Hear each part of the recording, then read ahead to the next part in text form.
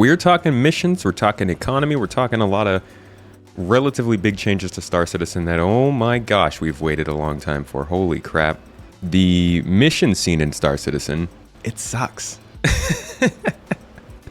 We've got missions. Yes, we do. But we got plenty of missions that are still kind of missing that they've talked about. Missions that they have not talked about that we really need direly. And we have an economy that's basically not really an economy. It's just kind of, it's there. It's an economy. And there are prices and there's mission payouts and there's stuff like that. It doesn't really react, though. It doesn't pay you what you deserve. And it doesn't award you for the missions that you take. So today we're going to jump in first to Inside Star Citizen, look at what they've got planned for 324. Then we're going to jump over to Star Citizen Live, where they talk much more in depth about the missions that are coming up and the economy and how it's going to form around them. And I'll, do the same of deep dives and give you some ins and outs, some context of what they're talking about. The upcoming Alpha 324 has a variety of life in the verse changing aspects, including the personal persistent hangars, freight elevators, and the next step forward in physicalized inventory. But with these changes come a new era in cargo-specific mission content. Different than the commodity runs you might be used to, we spoke in depth about this in our recent Making Missions 2 episode of Star Citizen Live, which you should check out if you haven't already. Your Nick did great. And on this week's ISC, they're joined by Elliot and yet another Nick to show you these new cargo missions and reintroduce us to the long-mentioned Blockade Runner global event. So how many of these do you think you've done at this point? Videos for you, I don't know, over 20. You still like doing them? Yeah. This is the third one, so I guess I've done 2 before this. You say over 20? What was your first one? Also Blockade Runner. This your first one? Uh-huh. You nervous? Tiny bit. They gotten easier or harder? Easier. When I first started, I was focused too much on the camera, and that was making me think too much. When there's a camera pointed at you, it's still a little bit different than just speaking to people, but... You just got to paint a face on the camera. Thought that the camera was someone. It made it easier because it felt like I was just talking to someone instead of looking at a machine trying to be perfect. So you stopped trying to be perfect? Yeah, pretty much. Put like a fake body on the tripod. That should have been easy for you. Get him. Civilians are advised to avoid engaging in space travel. Yo, this is like, we've been hearing about Blockade Runner for a year now. They better release this thing. This better happen. I know they've been waiting for the freight elevators, but we've had like a few different shows about this one. Blockade Runner is an event that focuses on cargo hauling and space combat. The inhabitants of a station ask for aid. The bad guys have blockaded one of these stations, and the citizens there need help to get certain supplies from outside to go back in. The idea with it is that you would have someone who flies a cargo ship and loads up full of cargo, and then have a bunch of escort ships that help fight them. However, the way they now have to get the cargo means they have to actually go and extract it from pirates who have taken... Yo, Plywood Box. Sorry to interrupt, guys. Plywood Box, thank you for the sub. I'm not getting these alert sounds. Honestly, they haven't been coming up too often lately, so I keep missing them. Thank you so much for your 12 months of sub. Appreciate you and your support. It means a lot to me. Taking it from the station. We wanted to make a cargo-based event because a lot of our current events are really heavy on combat. And cargo's been kind of underutilized on the global event scene, and we thought it would be fun to work that into. Oh God, CIG. Classic CIG. I love how it's like, yeah, this is a cargo event because everything's based on combat. And then like the literal opening of this episode is combat.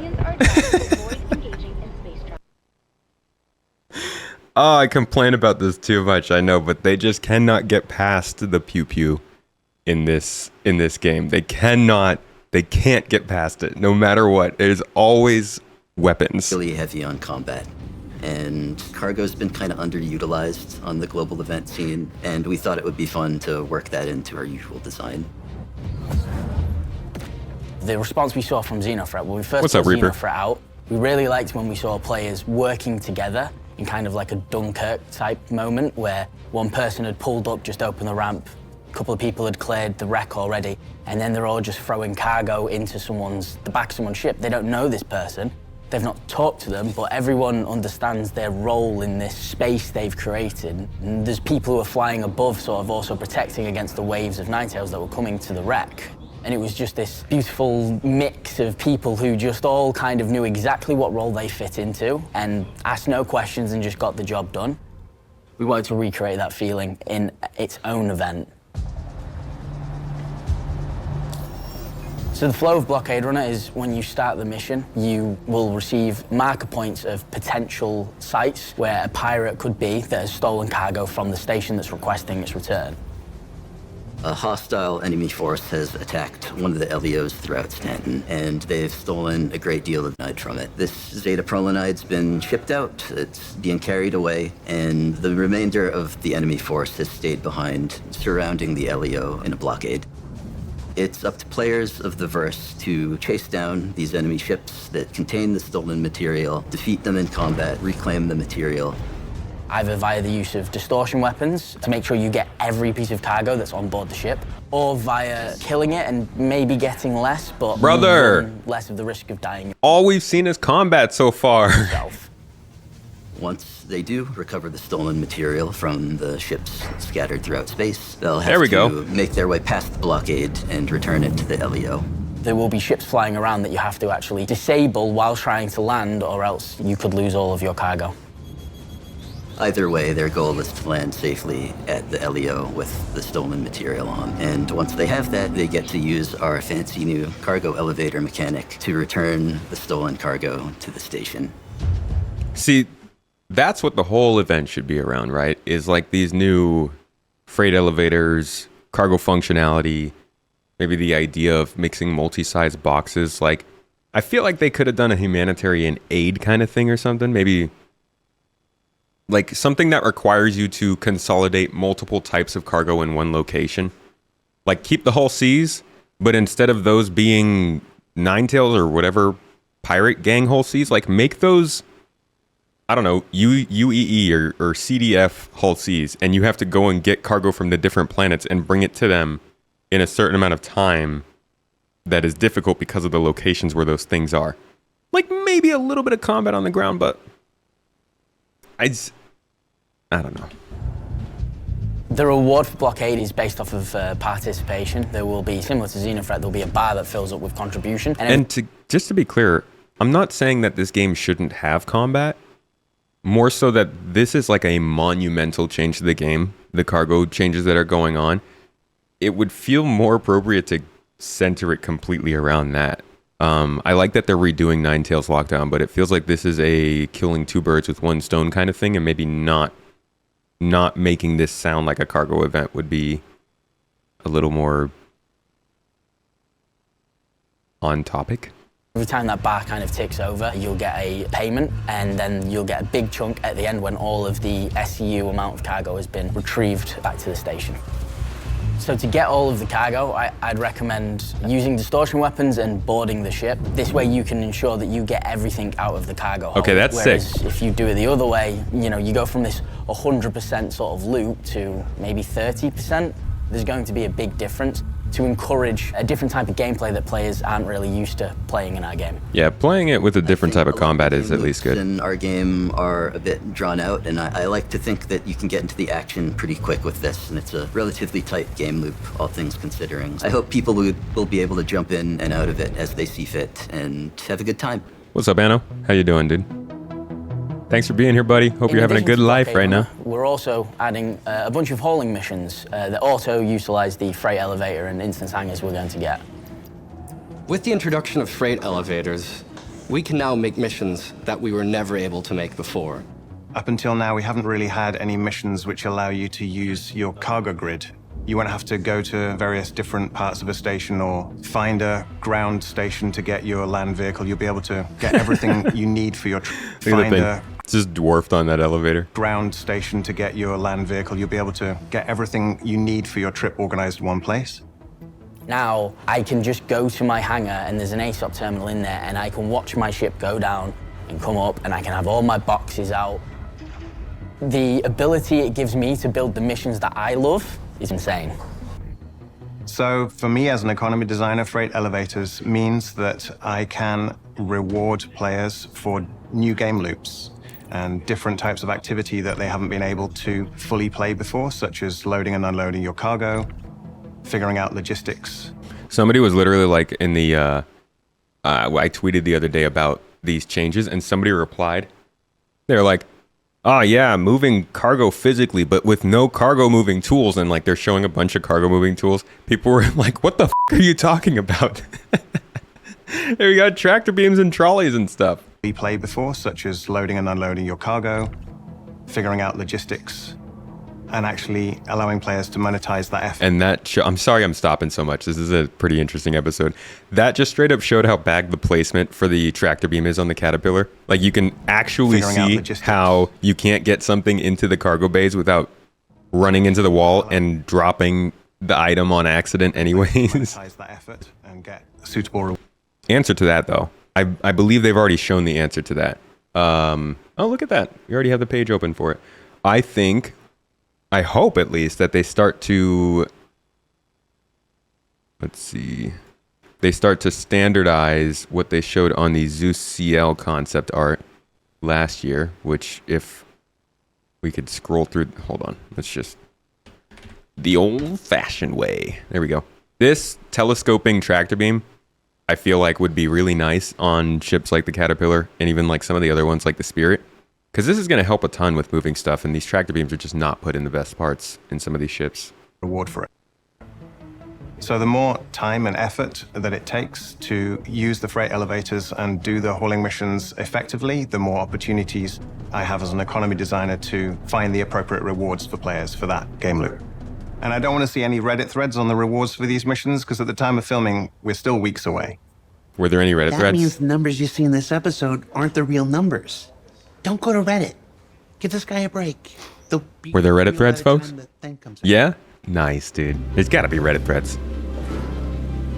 You might be thinking, well, we've been moving boxes for a few years now. Those delivery missions already exist. We've been what trying makes to. cargo hauling missions so special? Well, in cargo hauling missions, we're actually allowing you to move real commodity containers with real value through the verse. You're not stuck with 1 SEU boxes. If you're asked to move 400 SEU, those will actually be intelligently packed by the system into different container sizes, which means you'll be able to load them up on your cargo grids for your cargo ships the way you've always wanted to organize them. These missions will handle high volume of cargo. These missions are built for people who are going to own a Caterpillar, people who are going to own a Hull C. These are mimicking a logistical framework that's going to be needed in, you know, a system, a universe this big to transport the goods to and from different locations. Let me give you some examples. This is going to be interesting because we already see, and you know, we've talked about it a lot over the years, that there were going to be things like this that come up and people are going to see it and be like, oh no, f this game, I don't want to do that. It's too much, it's too slow. And it's going to be interesting to see. This is going to slow down the game for cargo hauling, for sure. And like he said, it depends on the payouts, depends on, I think, a lot of the extra stuff that happens when you're en route. Little things that pop up, you know, distress beacons, maybe getting held up somewhere, like little interesting bits that you could take if you wanted to on a cargo hauling mission. But it's definitely going to be interesting to see how many people decide that cargo hauling is just not for them because of this. I think there's like small scale cargo hauling needs to have value. There needs to be very high quality, low quantity cargo so that people with small ships who don't want to spend 20 minutes loading their ship and just want to spend like a couple minutes getting stuff in can still make a decent amount of payment. And those people obviously would still be at high risk because, you know, if pirates scan you and they see you've got 7 quantum drives, that's obviously more valuable than, say, 20 tons of titanium. Like you would still have that danger when you're doing the small scale stuff, but you would still get a ton of profit if you do it well. And I think that's important for this too. You find a mission where a few different outposts on the surface of Hurston have mined some iron, and you've got to bring it up to Lorville, where then it can be transported further from there. So you go to each of these outposts, you land at that location, And there, in the warehouse of that outpost, those containers will be waiting for you where you can call it up through the freight elevator. You load it up into your ship, and then you figure out what the next location is, and the next location, and the next location. Sorry. You can see that they are already kind of pushing that. I don't even know what... dang it, I don't know what that picture is saved as. They're already kind of pushing that economy of scale with these missions. Even in this video, they're showing us the specific ships that would be doing the specific jobs. Like they're showing the Hull Seas taking the space jobs, doing the big deliveries from system or from station to station, and eventually star system to star system. And then they're showing like these smaller ships, like the Hull A, Hull B, or the Spirit, or even the Caterpillar. Caterpillar's getting kind of up there, running the smaller scale missions from the outposts, like he's saying. That's something they talked about a couple weeks ago, and I'm sure it's something they'll talk about in the Star Citizen Live after this too.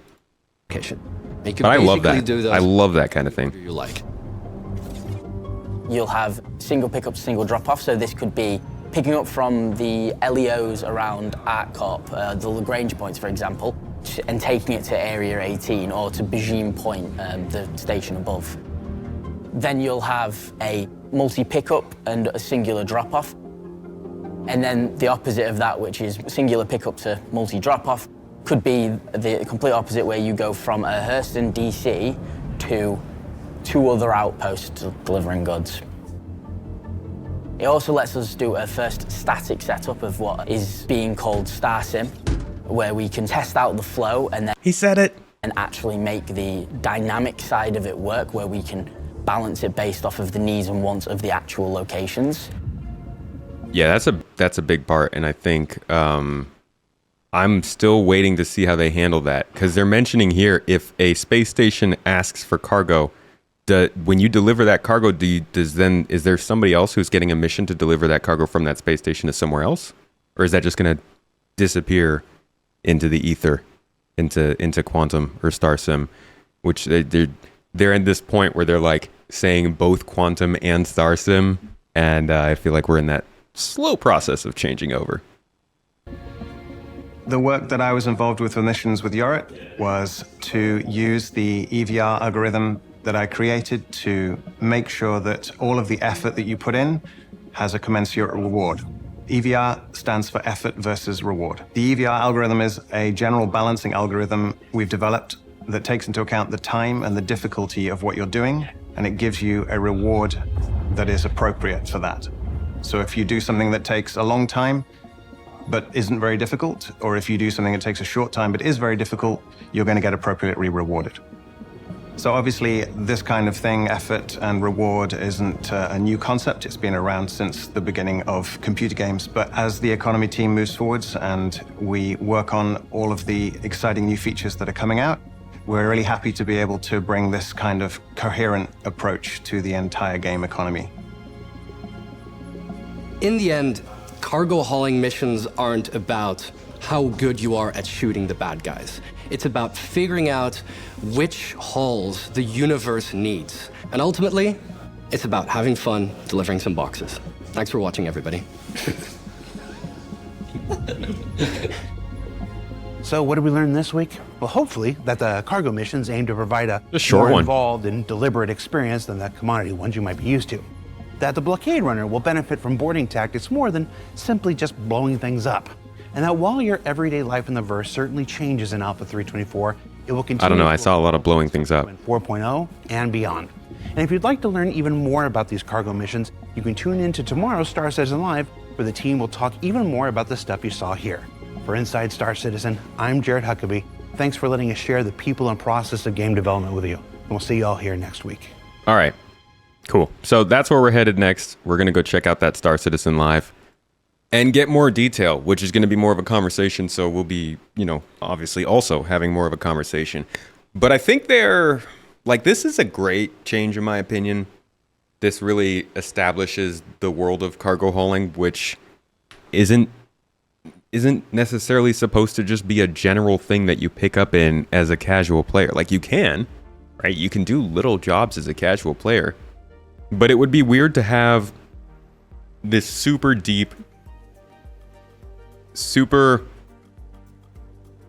self-sustaining system of combat, whether it's FPS or on the ship, and these people are just like running missions, interacting with factions, learning guns, learning tactics, all these things, and then cargo hauling is literally just press a button, take a box, deliver it, and like you can kind of know the price differences. Like, it makes sense for them to separate cargo hauling into its own world, where you can have people who specialize in doing one part of that cargo hauling thing, or somebody who likes to do it all. I think that's good. The Blockade Runner thing, that's an interesting one. I think I might make a video about that, to be honest, because they are so stuck on combat. And you know what I think it is combat's just always been there. It's always been easy to produce, relatively speaking, easy to produce in the game. They've always had ships that pew pew. They've always had ships that blow up. And they've always had NPCs that go, whenever you shoot them. It's like very built into the game. It's easy to include in just about everything we do. And it is easy to make content out of. What I have been hoping they would do more of was start to build in more of the industrial stuff, because we're starting to see things like the cargo refactor and mining taking a step up and salvage getting missions. But even then, they're still relying on combat to push those things. And I do hope that, the next... They've talked about a couple of other global events, but I don't think those have moved forward very much. Whatever they do next, I really do hope that they focus on it being a purely industrial kind of thing. Not to say combat can't happen, because we live in a verse that allows for all types of gameplay at all times, but I really hope that they can focus on making people aware that this game is not all combat. And again, that's not to say combat should be limited in any space. I don't believe that. In fact, when it comes to the outposts and the danger of loading stuff in outposts and stuff, give us turrets, right? Give us sensors and turrets that just yeet people out of existence if they start opening fire on other people. Deterrent kind of stuff. Obviously, by the time they shoot you, you're already shot, so that kind of sucks. But if they give us turrets that are strong enough to just straight knock people out of the sky or kill them immediately on the ground, people are less likely to gank you when you're doing your cargo loading at an outpost. And balance the amount of turrets and the amount of security on each place based on what that place is. They have tons and tons of modularity with this system. They gave us turrets. Remember those like chain gun turrets that they gave us back in like 2020 that have never been used at all? Make those AI controlled and then start defending us with them. I don't know. I think they've got a decent balance on combat now. They need to start focusing harder on industry and economy, and maybe that's something that's slowly starting to happen. But to call Blockade Runner a non-combat focused event is... There's a lot of explosions, man. And not like cargo explosions. Those are like people explosions. You can hire an escort too, but I think that it makes sense for like outposts to have their own security. It'd be pretty weird for places to be like, yeah, we host valuable cargo, but you have to protect it because we're not going to do anything for it. That would be strange. Escorts for space, escorts for in and out of atmosphere, but when you're actually at a point of interest, they should probably be chipping in a little bit to help out. But yeah, let's see what Star Citizen Live has for us, because I do think this might start quite a bit of conversation. You know what, actually, before we get into this, let's go back and look at missions in general, because there are a decent amount of missions that they have not delivered yet, that they talked about last year. So I'm going to jump to the ones that we know we're supposed to have. I guess they've added quite a few of these. Really, it was just this last one that they still haven't added. And mining missions. They used to talk about mining missions on the monthly reports, and we have not gotten any mining missions yet, which is a real bummer, because I think the salvage missions help people get into salvage, and mining is still kind of just out there, sitting out there. One of the things farther ahead that we're working on is barge heist. It's basically taking what we know to be popular and fun in this game. So something like Jump Town, but we're making it have a finite resource and a much more interesting location. What we're doing is allowing players to buy in information similar to how some of the salvage contracts work.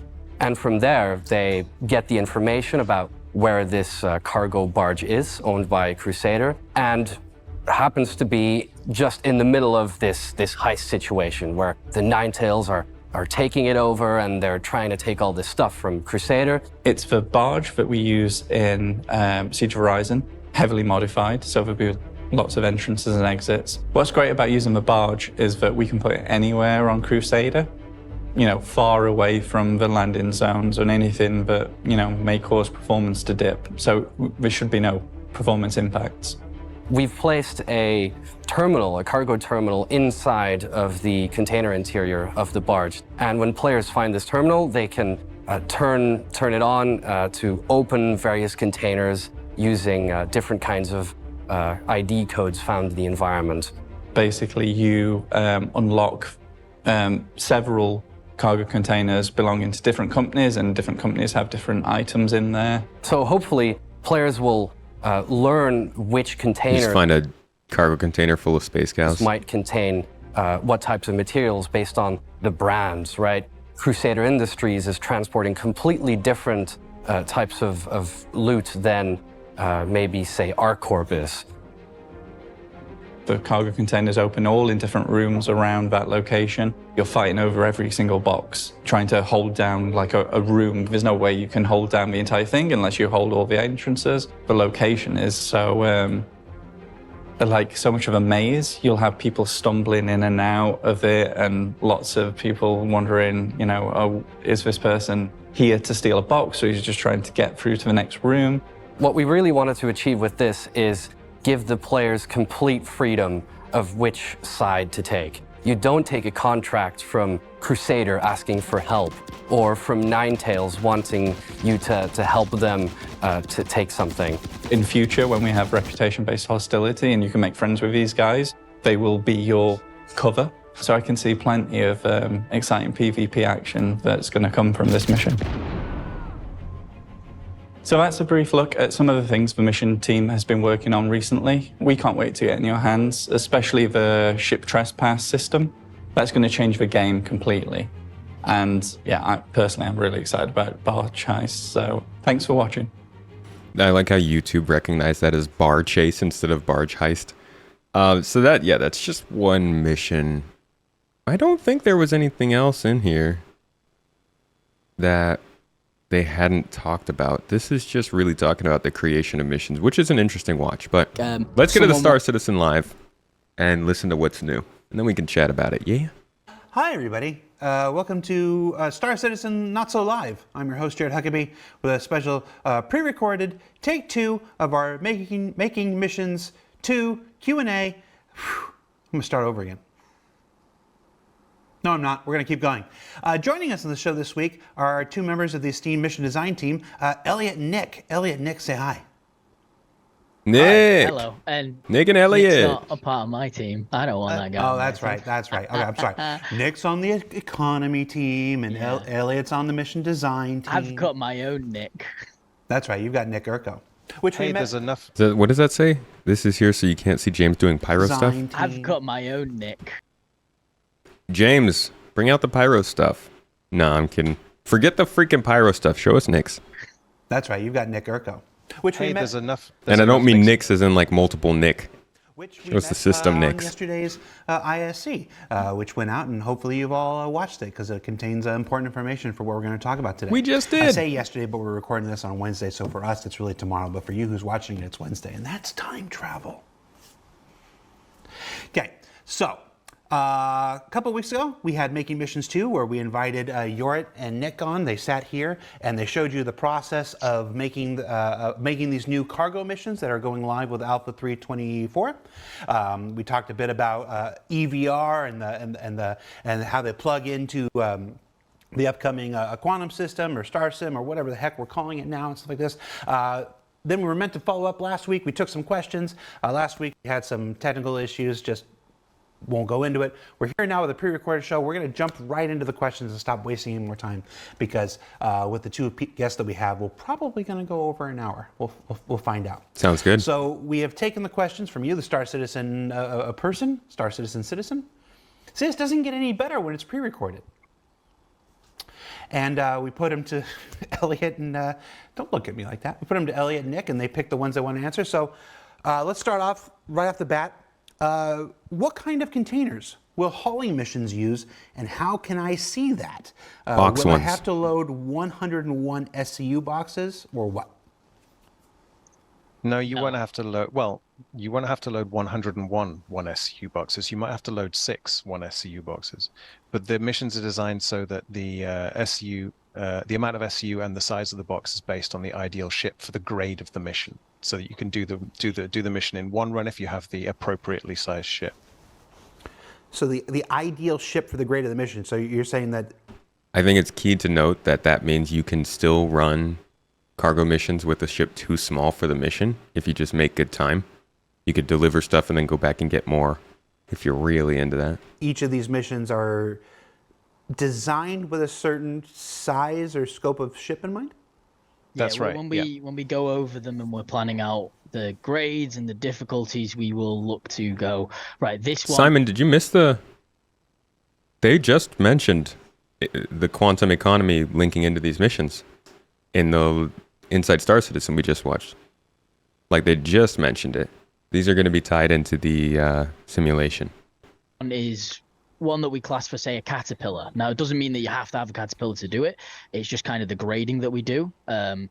So we'll go caterpillar, that means this much SCU. You could do it in a Pisces if you want. It's just going to take quite a bit longer, and you might have to leave the back door of your Pisces open with a 32 SCU stuck out of it, but that's how you want to play the game. And sure. somebody you have to will put a flag on it. Got to put a flag on it too, otherwise it's illegal. Don't say that. Yeah, you have to have a ship that can fit the boxes. But like one SU box is basically any ship can carry that has a cargo grid. You shouldn't put a flag on it.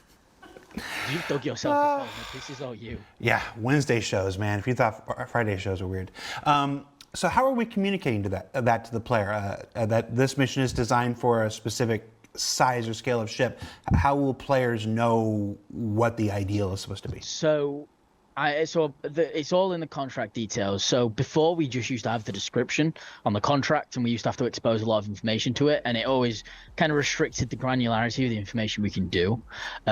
With the cargo hauling update, we got the ability to pre-generate all of the objectives. So when you go in your mobiGlas to accept the contract, you'll see the description, which is the narrative for the mission on the left, and on the right you'll see all of the your delivery itinerary, and you'll see every single commodity, and you'll see the amount of cargo you have to haul. Now, as for the specific sizes of boxes, unfortunately at the moment that isn't something we can display, so you won't actually know that it's going to give you a 16 SCU box and give you 4 of them to meet the sort of max you've got to haul. But that is somewhere we want to go for the future. Okay. Classic. Kind of goes into the next question here. Can we pick the size of the box that the cargo hauling mission will spawn? Doesn't sound like it. Yeah, it doesn't. No, not currently. It's how's the sound? Something... Should I boost it a little bit? Seems a little bit quiet. When is 3.24 planned to be out? Sounds like a few weeks from now. Planned. Never go by the plan. Think that we'd like to get to on the design side, on the mission design side, because it gives more ability for the player to pick and know how they fit. You know, say you're doing some emergent economy trading with your commodities, right? And you've got space for, you know, a little bit of extra cargo, and you're going to the same place. You've spotted a mission that goes to that place where you're going to sell your goods emergently. You might be like, right, well, if they was all in like 2 SCU boxes, I could fit more in. So we want to get to that direction. Put them on someone's lap. Yeah. Okay. Carry them. I think we talked about this on SCL. The question says, can we use our own commodities or commodities that we have found to complete these hauling missions? No. Soon. TM. No. Not like, so the hauling missions as they are, these are tracked contracted goods. So this company has already owned these commodities and they're asking you to transport them from A to B.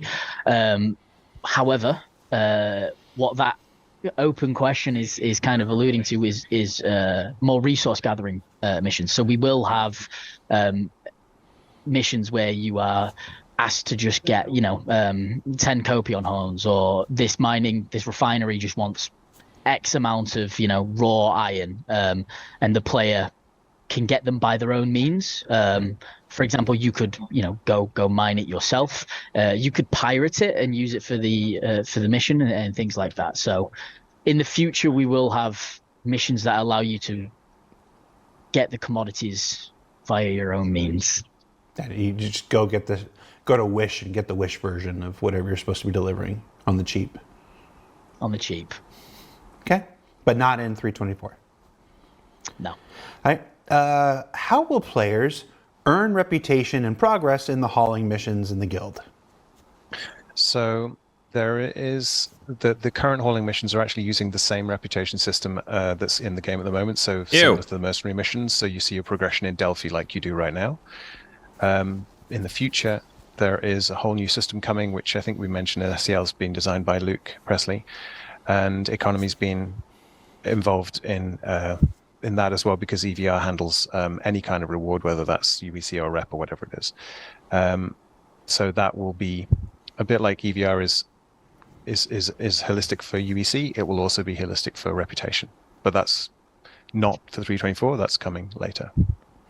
We're using we've been waiting for a proper reputation system for such a freaking long time. I'm glad they picked reputation back up. I think it was towards the beginning of last year, because it's basically the main progression in this game besides money.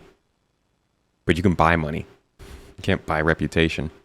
But yeah, no idea what soon means. I don't think that's going to be 4.0. I don't even think that would be this year.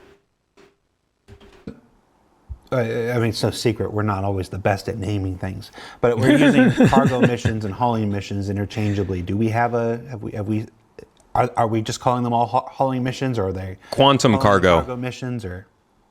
This is something I know we're going to get into a bit later, but essentially the simplest form we look at it is there's hauling and there's courier.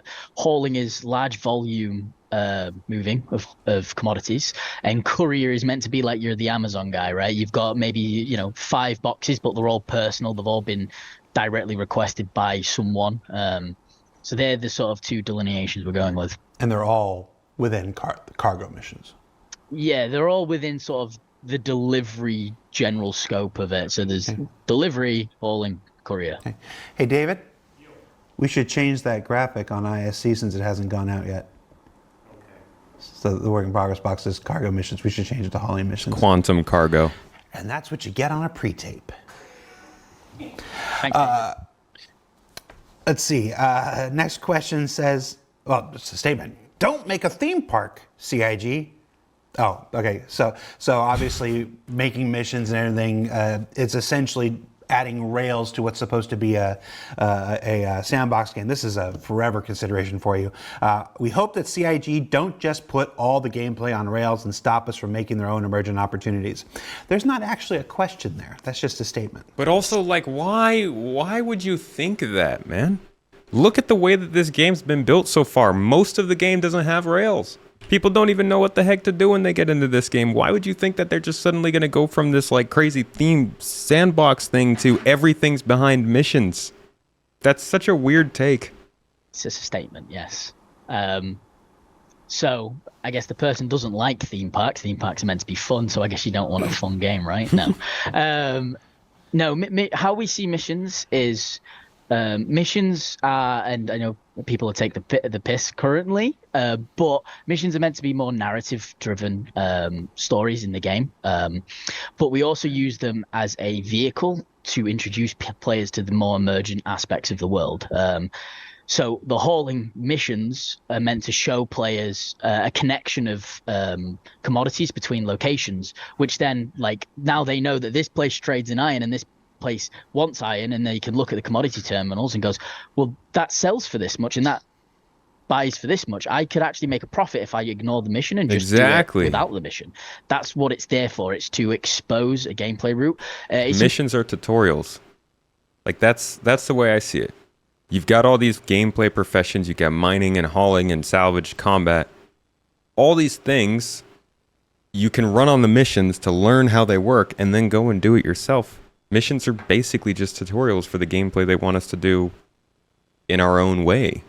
Well, something we I found hope. very successful when we first did salvage, and Thorsten Lehman loves me for this, but when we first did salvage, and we put out the hull scraping, in its first release we saw some people play it, but it wasn't as much of a boom. But when we released the missions, which acted as an easy way to show the players the salvage gameplay, we saw a huge spike in people playing salvage, and that's just generally how we look at missions. It's to introduce players to the sandbox nature of our game easily, so then if they wish to break away from missions, just start doing sandbox things, they can.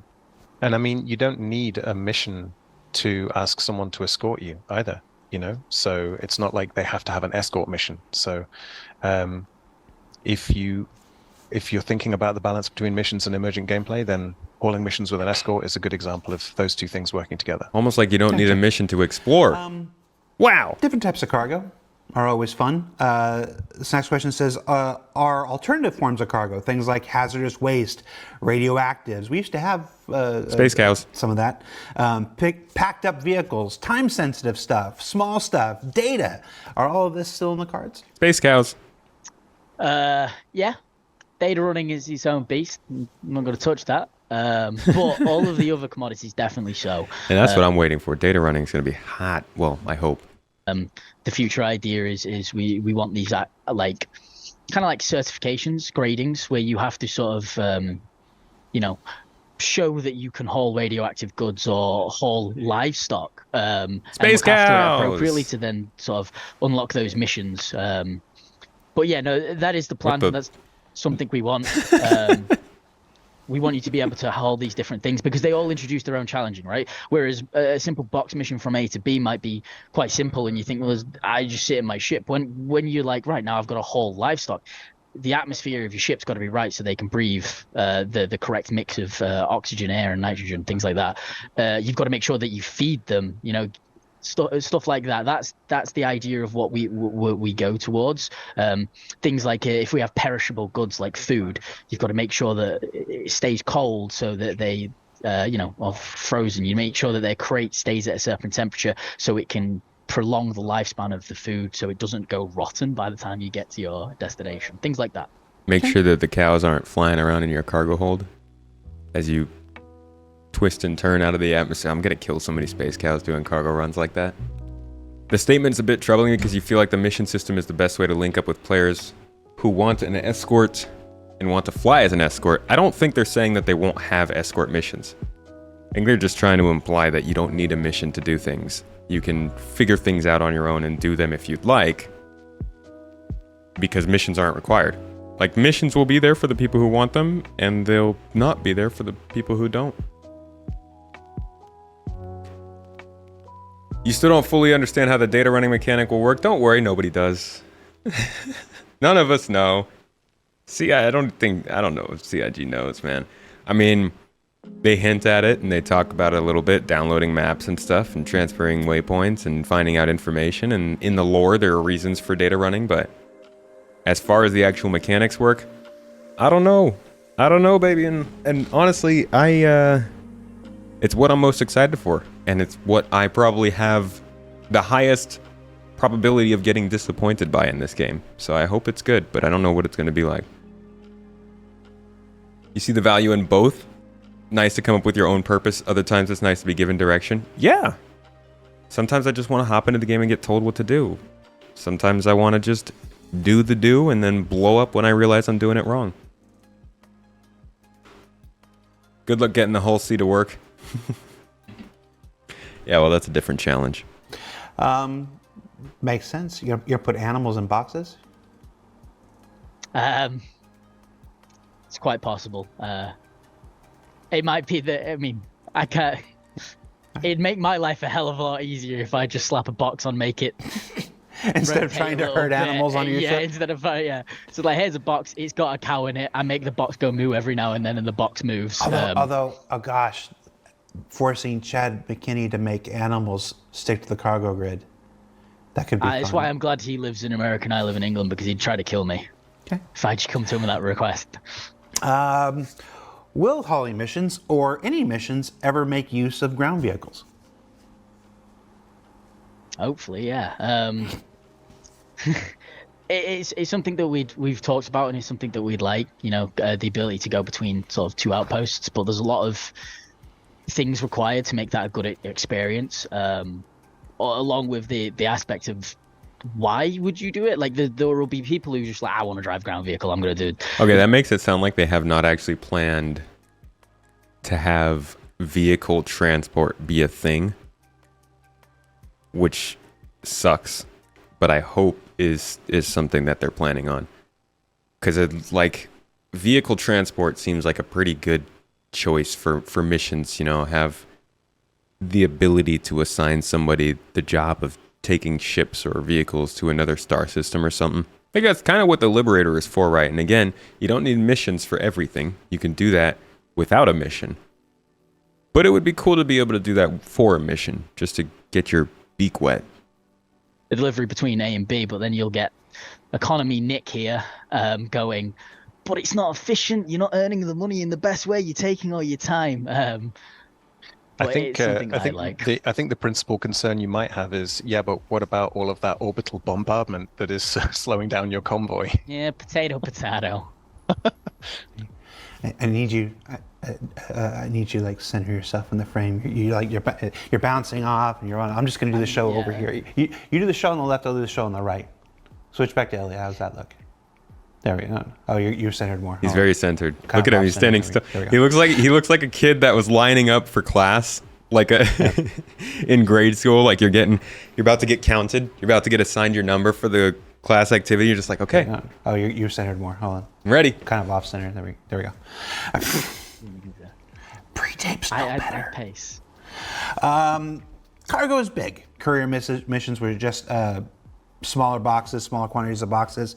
Would you ever consider something so small that you would carry it on you, like in one of your pouches, a real like secret agent kind of thing, where only you know you have it. There's no outward indicator you're carrying it, and people would have to hunt you down. So that's like that is those things need transporting, obviously, but the hauler missions are specifically for the large scale logistics. So the hauling missions tend to generate the kinds of quantities that need to be transported at large scale. But like you have said, and like Elliot has just said before, different commodities, different items could be transported with different types of logistic mission, let's call them. Yeah, definitely. It's something that courier missions would definitely tie into, because they are more personal requests. So that would be a courier type thing. Player contract. So, you got more? Oh, sorry, Jared. I was just thinking, one of the main questions that came up was, just because we have a large ship, or just because we have been doing hauling missions for a while, we've got a lot of reputation, we've been doing this gameplay for a while, doesn't mean that we wouldn't still want to take more risky, high value, smaller volume missions. Is that going to be what happens in hauling?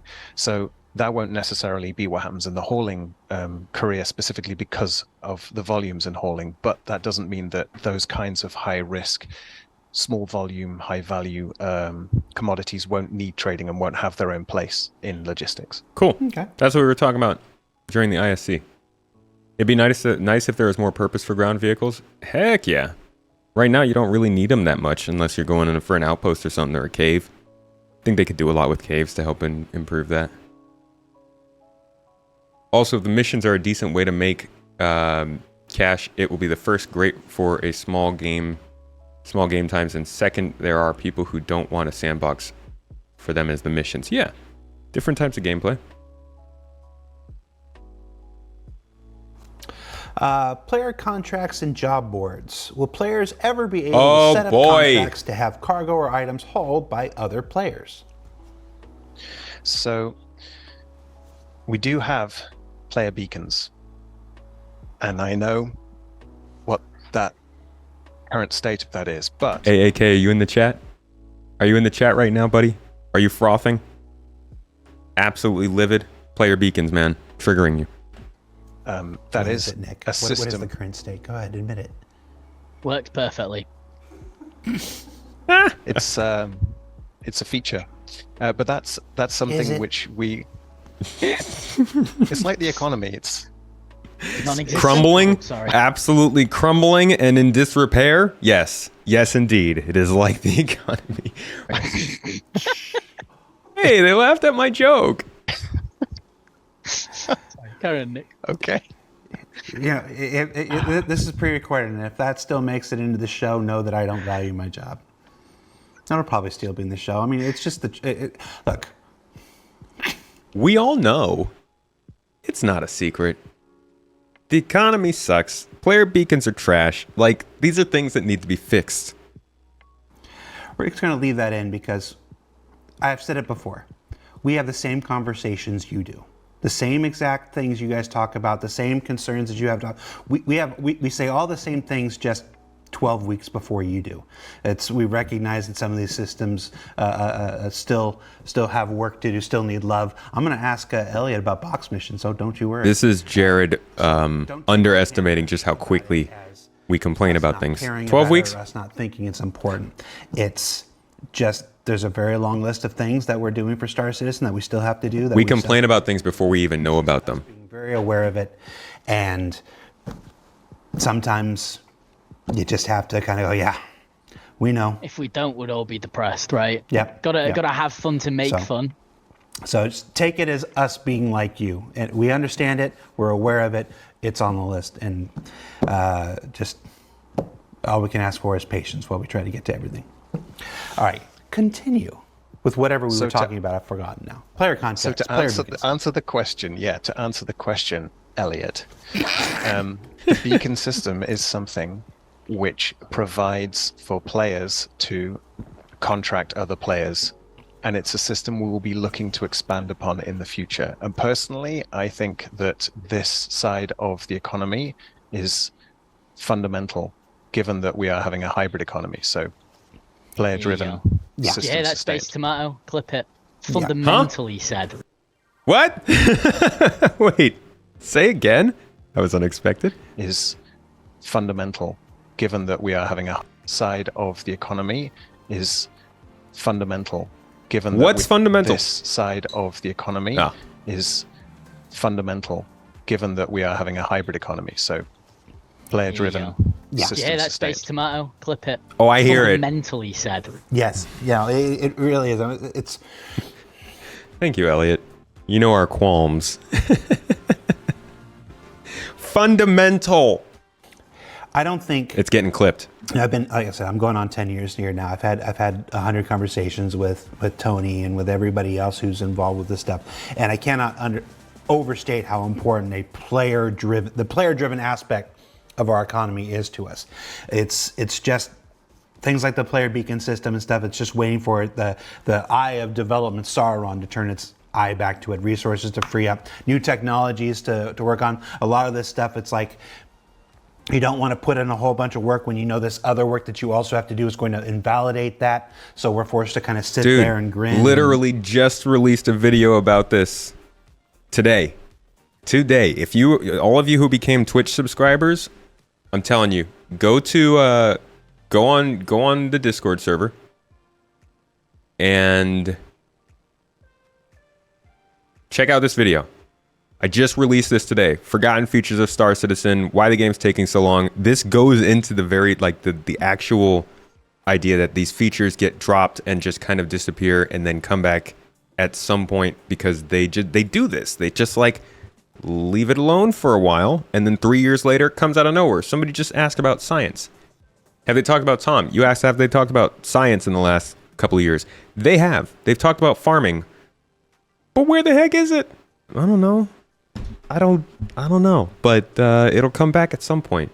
Development Sauron to turn its eye back to it. Resources to free up, new technologies to work on. A lot of this stuff, it's like, You don't want to put in a whole bunch of work when you know this other work that you also have to do is going to invalidate that. So we're forced to kind of sit there and grin and bear certain aspects of this while we're waiting for other new technologies and other new works to come online. And we're forced to sit there and gnash our teeth. Fundamentals are a really good word for that, Nick. Thank you. All right. And we'll follow that up with dynamic mission generation. So we go from the players making it to the StarSim and Quantum making it. Dynamic mission generation, StarSim/Quantum, was always supposed to dynamically generate missions in response to the activities of players and Quanta. Is this still the plan?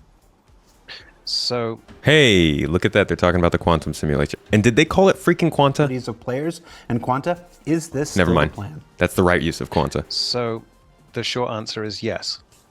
And when we are ready to talk more about that, we absolutely will. Simon, you were asking about this, right? We'll be the first to know about it. And I mean, the reason we're doing all this now is because we don't want you to have to wait any longer for this kind of gameplay. But everything we're doing now, even though we're doing it manually, we'll be able to plug into the implementation of StarSim when it's ready. So we're not wasting work, but we just wanted to get this gameplay in so that you don't have to wait any longer. Right. But yes, the short answer is yes. You can make a good point. All that work to spec out StarSim, to design it, to figure it out, that's there. So we can so while it's still hardening and becoming ready, we can sit there and say, okay, well, this plugs into this. Trying to, your StarSim is hardening. It's better. So it seems they're pretty set on StarSim. I wonder when they're going to make it official, because they keep going in the monthly reports and calling it Quantum. Quantum, not Quanta. I'm kind of actually sad I'm gonna not be able to lose my panties about that anymore. It's okay, I like my panties. This plugs in this. We just fill in our own values based on, like the spreadsheets and stuff that you showed on SCL last week. And so we can still build missions without having to wait for it. And then when it's ready, plug right in. What happens to the hauling mission that nobody takes? NPCs. Well, AI. Good question. I like that question. You want to answer that? Doesn't StarSim take it over? Right? Yeah. So. Talus, you are correct with that. And also, welcome to the stream, buddy. Glad to have you with us. Missions, as they currently are, they generate based on eligibility and then they stay around for an amount of time. So if there's a cargo hauling mission, it will stay around for, I don't know, like maybe 30 minutes. And if no one accepts it, it shuts itself down and we'll try generate a new one. There might be changes to that are in the future with maybe StarSim that Nick might want to talk about or might not want to, depending. But okay. This was always a super important part, in my opinion, about the fact, like, people really want this to be a player-driven economy game. I don't think that's necessary. I think that adds a lot of complication to having to make sure that every material gets delivered everywhere by a player on time for things to work. And that's a lot. The fact that they've always focused on the economy, God, I love this shit. The fact that they always focused on the economy being partially driven by the players, but also AI, in my opinion, made a lot of sense, because if you did find yourself in a situation like this, where let's say you were in a system where there were 200 players and it's like a 16 AU system, right? Not a lot of people are going to be around you. You spawn a mission, or you do something that spawns a mission, refueling beacon, transportation beacon, cargo hauling beacon, whatever it is. If no players pick that up at a certain amount of time, it would make sense for the simulation to say, hey, there are 9 times as many AI around than players. Somebody's going to pick it up, whether it's a player or the AI that we've programmed. So it would make sense for them to have an economy that has AI to back up anything that's happening, just in case there aren't players there to fulfill that task. And I really, really hope that's the direction they're headed. And that's what it seemed like they were doing when they originally introduced the quantum system. But we'll have to see if it makes it into the actual function of the game. Because, design is not function, and plans are not, whatever the freaking word is, execution. right now they just shut down and then they'll regenerate after a period of time. So, yeah, what missions are available and what opportunities they present to players is a balance that we're going to have to judge as we go with StarSim, because it is a hybrid economy, and that means that player-driven is really important. But we don't want parts of the universe to be abandoned or fall into squalor, to lack input if there aren't enough players there. So it will be player-driven, but it will be system-maintained. Gotcha. I feel like the timer question was probably a question more for Yorit. Yeah, Yorit couldn't join us here this week. He had a well-deserved and well-scheduled vacation this week. So when we had to reschedule last week's show, it was really disappointing that he wasn't going to be able to do this. But we didn't want to wait any longer. So I mean, I've got the data open. I can give you a time, but I don't want to, because then everyone's going to hyper focus on. You said it'd take 13 minutes. yeah. Oh my gosh, a number early in development that never Could changes. you imagine? No. You said, while you were talking, I was imagining like us creating this terrible version of Clippy that shows up. Hey, you want to do a hauling mission? There's hauling missions available. I'm down for it. That Space Clippy, Star Clippy, I guess they'd call it. Let's go. Let's do it. Paper clips in 2954. What do they even look like by then? That toast that kept forever showing up the center. We fixed that in 323, didn't we? The constant thing that. No, that's on my team to fix, and I'm trying to make cargo work, Jared. Right? The constant pop-ups are like down here for me. I had missions that don't complete, man. There you go, folks. When you're mad that things don't get updated, send all your emails to Elliot. He said those are down there on the list. That's right. That's right. We do have a Clippy. It's just not nearly as entertaining.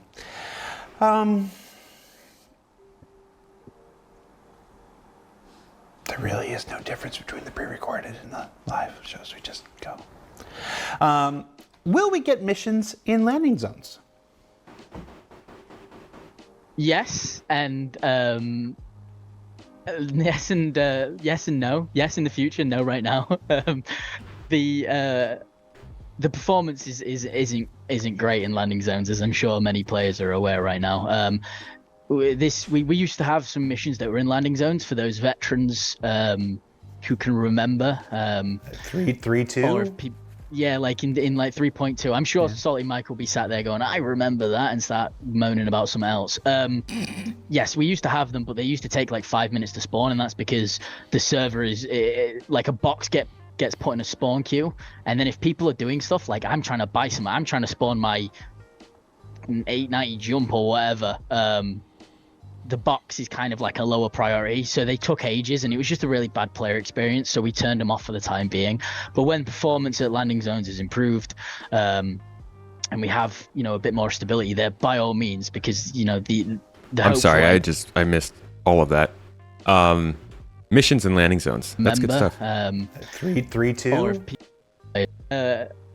The performance isn't great in landing zones, as I'm sure many players are aware right now. We used to have some missions that were in landing zones for those veterans who can remember. The little ones. 3.2. Or if people, yeah, like in like 3.2. I'm sure. Salty Oh my gosh, like the box deliveries to.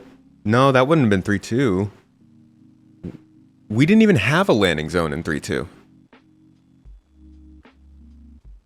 Oh, we had Delamar, but we didn't get a landing zone until 3.3 with Lorville.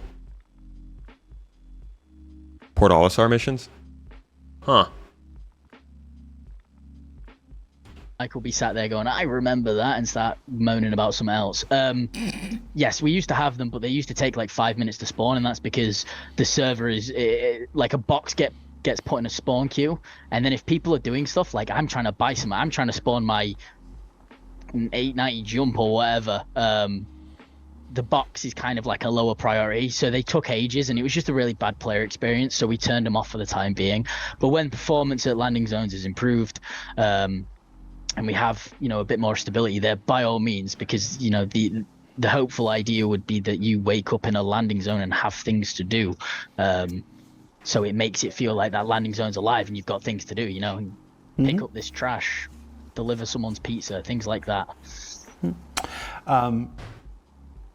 No, here, this next one's not a question either. It's just a statement. Yeah, wait, did he say pizza? Because I feel like we should have pizza delivery missions around cities. So it makes it feel like that landing zone's alive and you've got things to do, you know, pick up this trash, deliver someone's pizza, things like that. See, that's what I'm saying. Give us pizza freaking delivery missions, building interiors, apartments and stuff.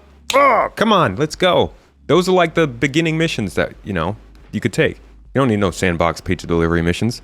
Nobody wants pizza in their sandbox. That's gross.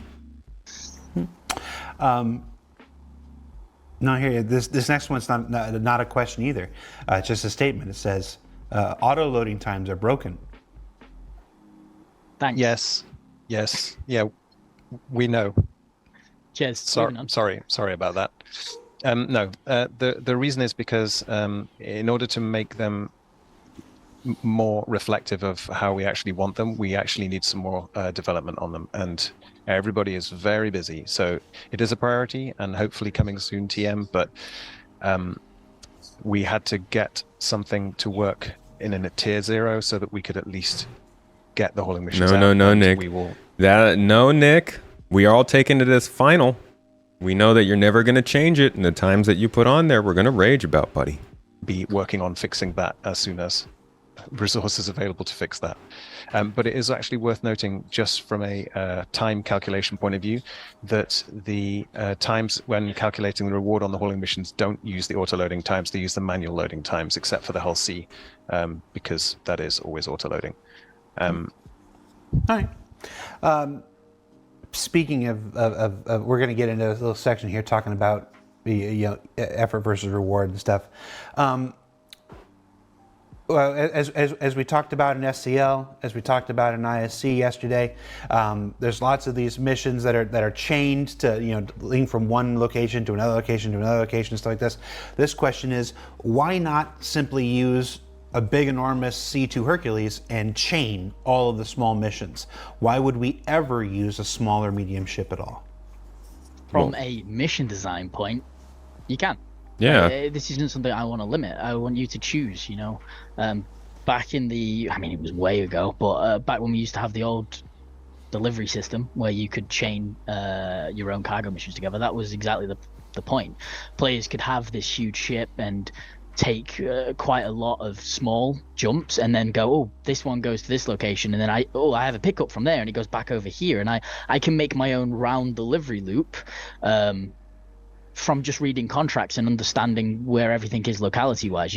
I know that this outpost is right next to this outpost, so I'll drop off here and I'll do a quick hop, grab it, and make my time more efficient. But I'm sure Nick might have that's some good. other reasons as to why not. It's not the most efficient route. You're wasting your time. No, I mean, you're absolutely right. Obviously, not only can you do it, but you definitely should be doing it. The question isn't so much whether you should or shouldn't be using a C2. Why would I ever use a small or a medium ship? Maybe that's all you have. Maybe you only have a small or a medium ship. Is that Luke Presley back there? I wonder what kind of important stuff's going on back behind Nick right now. Not everyone has C2s like Salty Mike. So if you only have a small or a medium ship, then we wanted to make sure that you still had access to the hauling gameplay. The other thing to bear in mind, of course, is that there are only so many of each type of mission in each part of space. So if you are in a very traffic part of space and there are more people who are doing hauling and they have smaller or medium ships, they may have taken all of those small and medium sized contracts. So there may be one or two you could grab, but you aren't going to be able to fill a whole C2 with them if you're in a heavily traffic part of space where everyone else is scrabbling over those same missions. And then, of course, there are the more economy based answers. So can you make an efficient delivery route? If you have to go back and forth and back and out of atmosphere and back up again, and you have to sometimes quantum, sometimes you're using hydrogen, fuel costs alone might make it not economically viable to do VTOL 8 different small missions when you could just do 2 medium or 2 large ones. Also, depending on where you're going, a C2 is a really big target. If you're seeing a C2 fly between big commerce areas. People are going to start to figure out that that's what folks are doing, and those become bigger targets. And imagine having to losing not just one mission's worth of cargo, but 4 simultaneous missions worth of cargo to 4 different providers.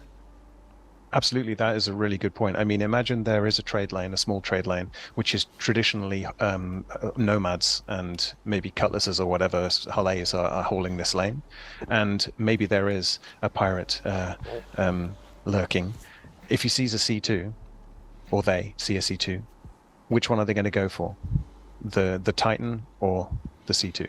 So there are this is like. I mean, this is how the salvage missions are, right? You get a salvage contract. It's not like they tell you to take a vulture. You could take a reclaimer if you want, but what's the point? You got to take the missions that'll let you pay for that ship. If you're taking out a C2, you're likely going to need to be able to pay for somebody who's going to be on a turret, or who's going to run engineering, or who's going to at least be a co-pilot to you. Whereas you could instead run on a raft where you might only need yourself, or maybe one other person, whereas a C2 might need 2 or 3 other people. Like, the whole point of this game, in my opinion, is to force you to figure out which ship you're supposed to use. That's the most important thing with all these missions, in my opinion. You gotta have to make the calculated decision that proves that you know the game you're playing. And that's what separates somebody who's good at the game from somebody who just jumped in and thinks that the biggest ship is going to get them the best job done. And I think that's pretty important. Considerations. Yeah. But by all means, take multiple missions. Be as efficient as you can. And the rep hit to that, like if you do get caught out, like there's 4 missions that are gonna fail, and you get a rep hit. What's up, Balton? 4, yeah, you might have a bit where it's like, right, I can't play cargo missions for the next hour or so. Johnny! Yeah, no, it's good. It's like anything else. There's options. Wait, bring Johnny back. Talk to us about gameplay features. What's Johnny doing? Hold on. Go back to Johnny. He was Johnny. Come here. Jared's asking questions about you. Oh. I'm on SEL. Oh, sorry. Right. No, it's good. It's fine. He didn't know he was live. All right. So, yeah. I know SEL's Friday. It's Jared, it's unreliable, right? Yeah, he's doing it before. He's got I don't know. I have a thing that I'm supposed to be doing on Friday, so. Johnny has a lot of good stuff under his wing. He has, I'm pretty sure he's on one of the PU teams, so he does a lot of like the general gameplay kind of stuff, salvage and repair and refuel, and has his hands in that. So I'd love to know what he's working on right now. We're here officially in the EBR phase here. We mentioned it first on SEL a couple weeks ago. It came up again on ISE yesterday. This is not a new concept, this effort versus reward. I would hesitate to would not hesitate to say that just about every video game that's ever been made involves some kind of effort versus reward calculation. Why is this new to us? Why are we talking about it now? Wait. Are you telling me you guys aren't reinventing the wheel? Is that reliable? Is that reliable information? Can we quote that? Not reinventing? Is that it? Chris! Are you guys not reinventing the fucking wheel on effort versus reward? Why did I even backstart? Why am I $40,000 into this game if you're not going to make everything from scratch? Figure it out. Unbelievable. For the people who've chosen not to watch the other things, give us a cap of why it's important. Yeah, absolutely. Yeah, this is not proprietary tech. This is the way that you would approach how to balance the player's activities versus the reward that they should be given in any game. I mean, if Star Citizen were a traditional single-player game and we just had characters with levels, then it would be relatively easy to work out how much gold we should give you, depending whether you're a level 12 or 1150, 1170, or whatever it is.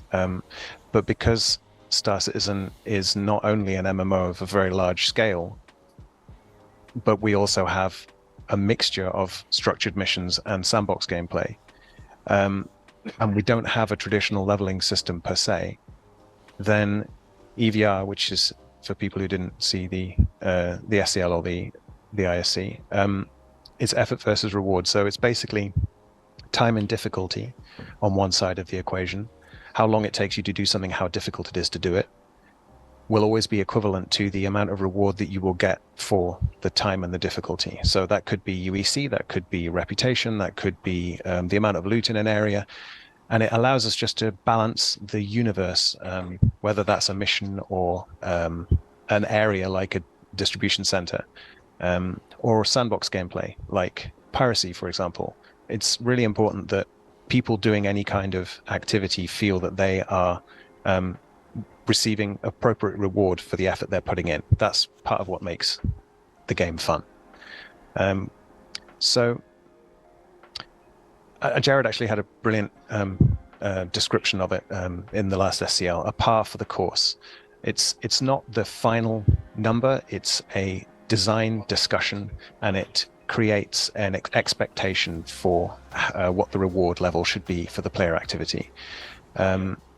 And there are additional factors that we need to consider, like, for example, how do you handle the risk of players stealing the cargo that are given to them in the hauling missions? So when we're designing the hauling missions and the reward for that, we have to consider what to do about that. And that isn't directly a question that's answered by EVR. It's a question that has to be answered by design around the mission design. And all of these conversations happen with the mission designers and the economy. We work really closely together so that we can apply it to all of the different behaviors, all the different activities across the game. Part of the conversation that we have is Nick's tool will generate this value that we look at, and then on the design side, it's not exactly that we know the numbers and we know all of the economy, so we know how it fits and we know it balances. We can just go as simply as this doesn't feel like it's enough, or this feels like it might be too much. And then from there, we have a conversation on what part of it and why, and then we rebalance from that. And we've done multiple passes, like even since everyone saw the SCL, me and Nick have sat together a few times and we've gone over the sheet that balances every single mission. And sort of gone over how it feels and giving some more information, been like, right, this one's insane, right? Because it takes into account you'll get a crime stat. And then if you get a crime stat, inherently, you either go to prison and serve time off, or you have to go to Courier, do your hacking. People will come kill you, PvP. You've got all the AI there to battle against. And then because of that, it's like, right, well, every illegal mission baseline should have this value, and then anything that's extra gets put on top of it. So it's not like a cold and unfeeling system. It's something that is nurtured with love. And like the advantage, okay. Sorry.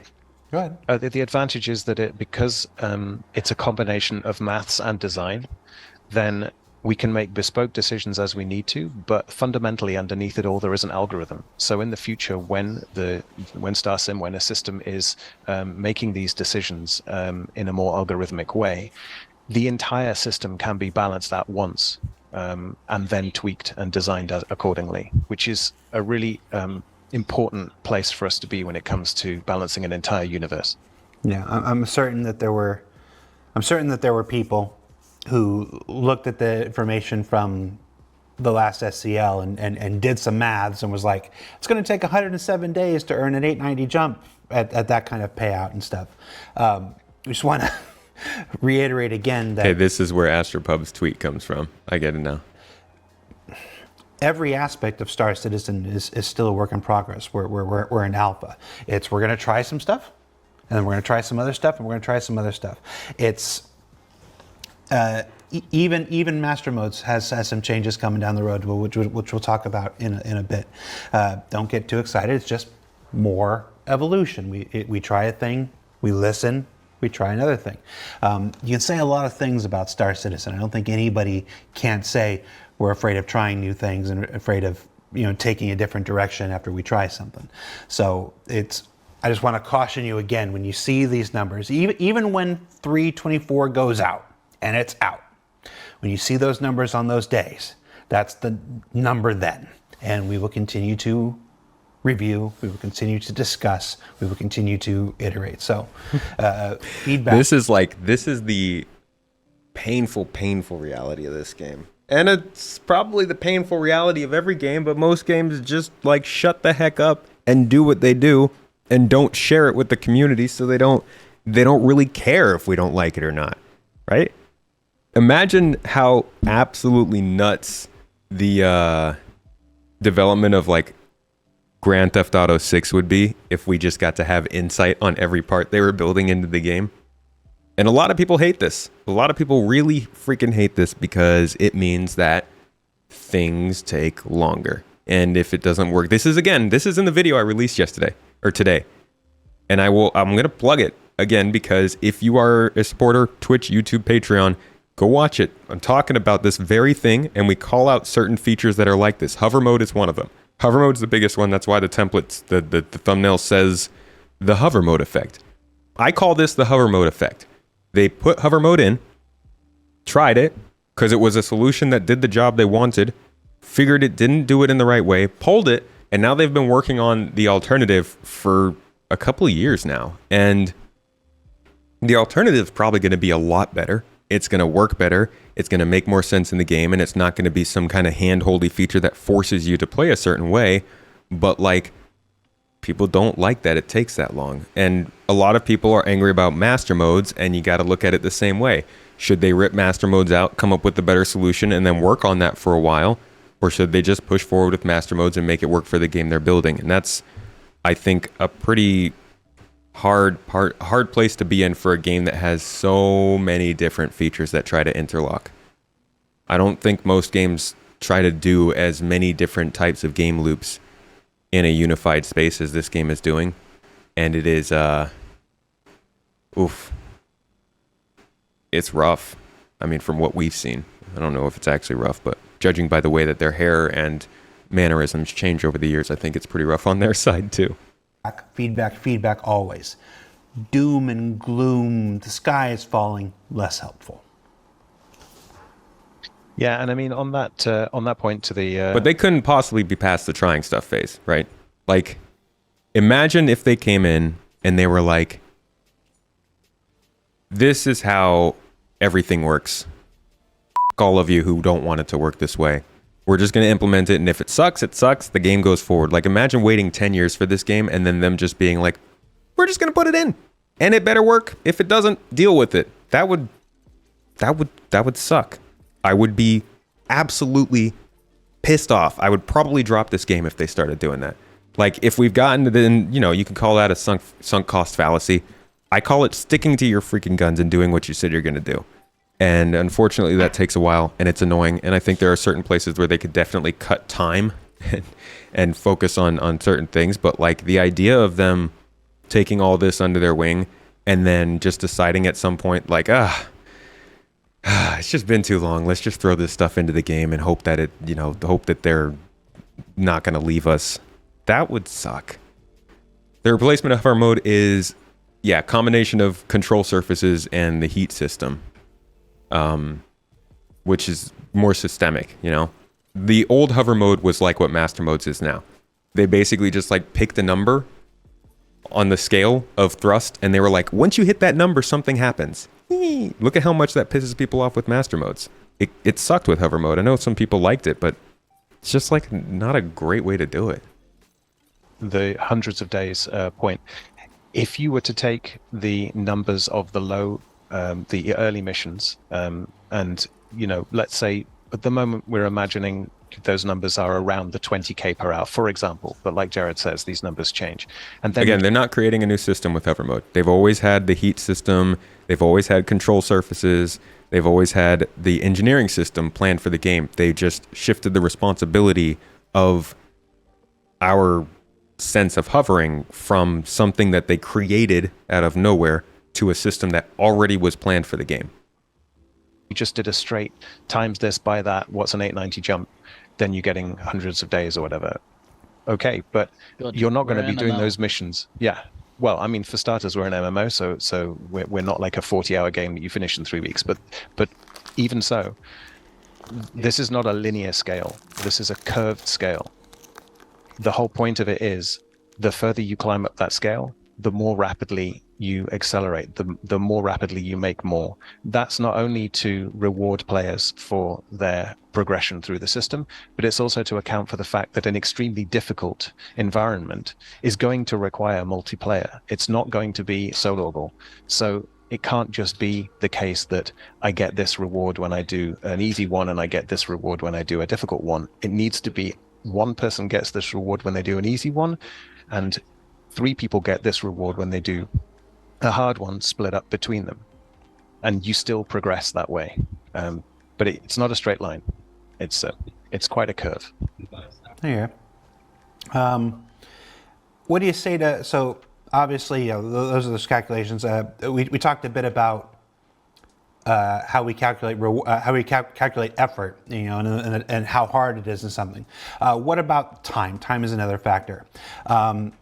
I saw comments of people that said that were saying that you're not factoring all that time of walking through stations, of having to buy food and water, of having to set a destination on the map, the time it takes to open the hangar doors, the multiple times you die in the elevator. How are the time discussions going versus the effort? I mean, for the first part, I know Nick's got his answer to it. Is, in the real world, if you're a hauler, you have your vehicle and you get your petrol paid for. The time it takes you to get there is your own time, right? And if you take longer than necessary, it won't be worth, because it's like, oh, this is meant to be a 2-hour haul, but instead I stopped off and had a meal, so it's actually a 4-hour. That's on you. For example, when I'm working here, they pay me from the second I'm sat at my desk to the time when I finished at my desk. They don't pay me for my walk in. They don't pay me for my stop at Mackie D's for me breakfast. So for me, it's there are bits we'll pull in to the payout that make sense, but there are also bits that just don't make sense. And I'm sure Nick will have more of a elegant. But actually, no, sorry, Jared, go. No, I said let's hope. I mean, one big difference here is why I'm not elegant is I'm from the north and Nick's from the south. I am not from the south. I was born in Scotland. Oh, no, he wasn't. I I got the accent for it. You know what? What do you mean? No, he wasn't. Don't. How do you get to decide where he was born? You can't judge a person by their accent. That's a saying, right? Anyway, I was gonna actually reply this more from a design point of view as opposed to just a cold numbers point of view. Star Citizen, like any game, you can play it as a min-maxer. You can play it as I want to make absolutely the most I possibly can. I want the best reward. I want everything in every minute of every day. Why aren't I getting the best thing I possibly can? But we're building an immersive universe here. If you want to spend time walking around the station, buying your food, getting your burritos, doing your stuff. Hey, now let's not call names. That you're somehow not earning enough. You're going to take your missions, you're going to do your sandbox gameplay, you're going to get a fair reward for it because of EVR and because of the ongoing balance and because of the feedback and the fact that we work with the community to make this happen. Wow, JJ's loud. And and if you want to just chill and wait, what? And JJ, are they in the same building? Oh, duh. Not earn money every second that you are playing the game because in it's the same room. Go for it. Elliot. Yo. What breakfast do you get at McDonald's? It depends. It depends what day it is. Oh yeah, duh, they're in the same room. Look at the ceiling. I'll sometimes get like 2 sausage and egg McMuffins, and maybe a cheesy bacon flatbread. But it's only on certain days. I don't do it every time. Do you put the hash brown in the sausage and egg McMuffin? I don't like hash I'm gonna browns. replay a bit. I'll be right back. Sandbox you guys gameplay, enjoy you're what they gonna just get a said fair again. Reward for it because of EVR and because of the ongoing balance and because of the feedback and the fact that we work with the community to make this happen. Wow, JJ's loud. And and if you want to just chill and not earn money every second that you are playing the game because it's a game, go for it. Elliot. Yo. What breakfast do you get at McDonald's? It depends. It depends what day it is. I'll sometimes get like 2 sausage and egg McMuffins, and And maybe a cheesy bacon flatbread. But it's only on certain days. I don't do it every time. Do you put the hash brown in the sausage and egg McMuffin? I don't like hash browns. Yeah, but you put them in the sandwich. I don't like eating them alone either, but you put them in the sandwich. It dramatically changes the them sandwich. across McDonald's. I don't touch that. I've had a hash brown before in a sandwich, in one of those, but it's just not. It's not for me. I don't know. I know. Don't judge me. I mean, if you're gonna judge me for anything, it's the 2 double sausage and egg McMuffins.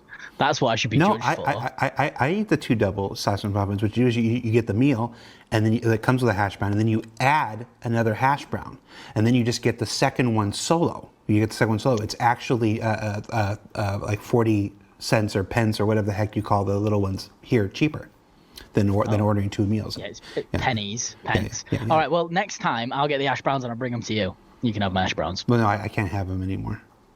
My God. I'm not allowed to have sugar or carbs. They go in the bin then. And that's the show for this. No, I'm just kidding. We'll tack it on at the end. That wasn't lost time. That was me time. Nerfing mission payouts, e.g. salvage missions, and why do hauling missions pay so little compared to other things I can do to earn UEC? Yeah, Nick. Yo, I picked the perfect time to go away, huh? Isn't this Connor? Isn't this not that? Hey, you know, I appreciate some good breakfast conversation. To be honest, like, I don't know about y'all, but I did used to get the McDonald's breakfast, and it was the one that they did that was like the egg. I don't think it was a McMuffin. It was like the bread had like maple syrup. Probably wasn't maple syrup. Come on, it's McDonald's. They had like syrup in the bread, kind of. So it was a little bit sweet on top of the salty meat, which sounds kind of fucking gross when I say it like that, but it was pretty yummy. I used to eat that back when I would do like early morning snowboarding trips up to Lake Tahoe. Good days. Yeah, McGriddle. Thank you. That was it. Good old McGriddle. Yeah, that brown flavored, brown colored corn syrup. Ooh, ooh. Good times though. Nerfing all the missions. They're all one. It's a combination. Just tell him it's the whole of the economy team. He's not here. He can't defend himself. Just tell him it's Connor. It's Connor. Yeah, it is Connor. It is literally. It's Connor for Jumptown. Connor for. No, they're not getting rid of bed logging. Everything. I'm going to have to stick up for my esteemed colleague Connor here. Go right Connor ahead. is commodities. Connor is commodities and those kinds of things, and he knows exactly what he's doing. Thank you, Mr. Maltby. But, I never said he didn't. I just said it was him. He's responsible. Connor, we love you. Yeah, Connor. Come over. Okay, so what do we have to say about nerfing of these mission payouts? So we're in a strange situation right now where we have hundreds, in fact, we have thousands of missions, and in order. No, I don't think they're trying to get a Chinese, like from the government. No, I don't think they're trying to get a investment from the Chinese government. And that is ongoing. So you're experiencing at the moment. Some of the missions are in the new system in EVR, and some of the missions are still with the original designed rewards, which were kind of put in by whichever designer put those in at the time. When everything is rebalanced to EVR, then there will be a new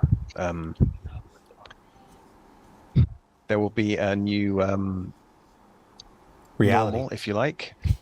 Yeah, a new reality. But it's not doom and gloom.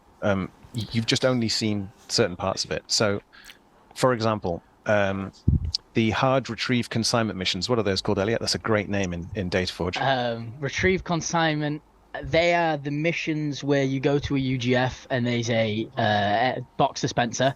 You have to find a code from the body, enter it into a terminal, and it pumps up random commodities that you can sell, and you're looking for a confidential item that you then have to deliver. That's what those ones are. I can't remember the narrative name because it's got a few variants, but that's what you do in the mission.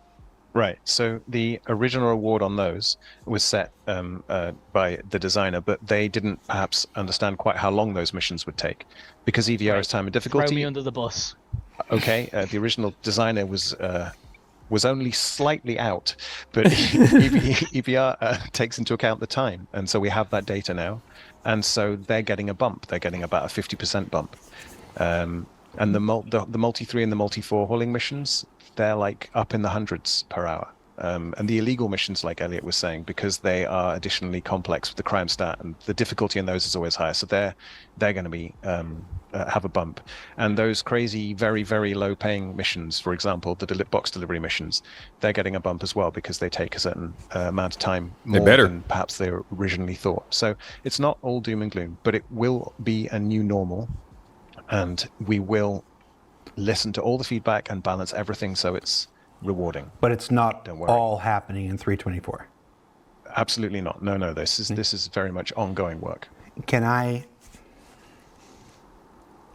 ask a question I kind of feel like I have to ask? Shoot. Why not wait until every mission has been rebalanced to do this change? Why create the inequity for any period of time? Yeah, that is a very fair Wait, question. What? Because I feel like you've seen 3 to 5 videos of me talking about this. I haven't even released any videos since this came out. How could I do that? I just streamed some gameplay on Saturday. But yeah, this is my first time watching this. I don't like to rewatch things on stream. Not really super genuine. Like, unless I have absolutely, like, I skimmed ISC before I watched it here today, but I like to try and not watch these until I get to join you guys for them. Just because it's fun to check them out first time. The longer we waited to put this tech into any mission, we'd basically be adding to the old way of doing things instead of moving on to the new way. So the entire mission system is being refactored now, and EVR is a part of that refactor. So new stuff is coming out with EVR. Recent stuff is being addressed. Older stuff is going to be addressed. Okay. And I just want more missions like the Kovalix mission and the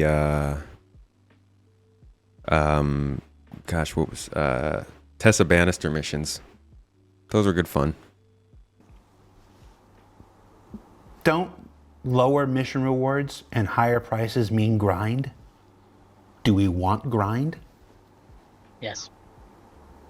To an extent. We want an MMO. Like, there's nothing financially straining about this game.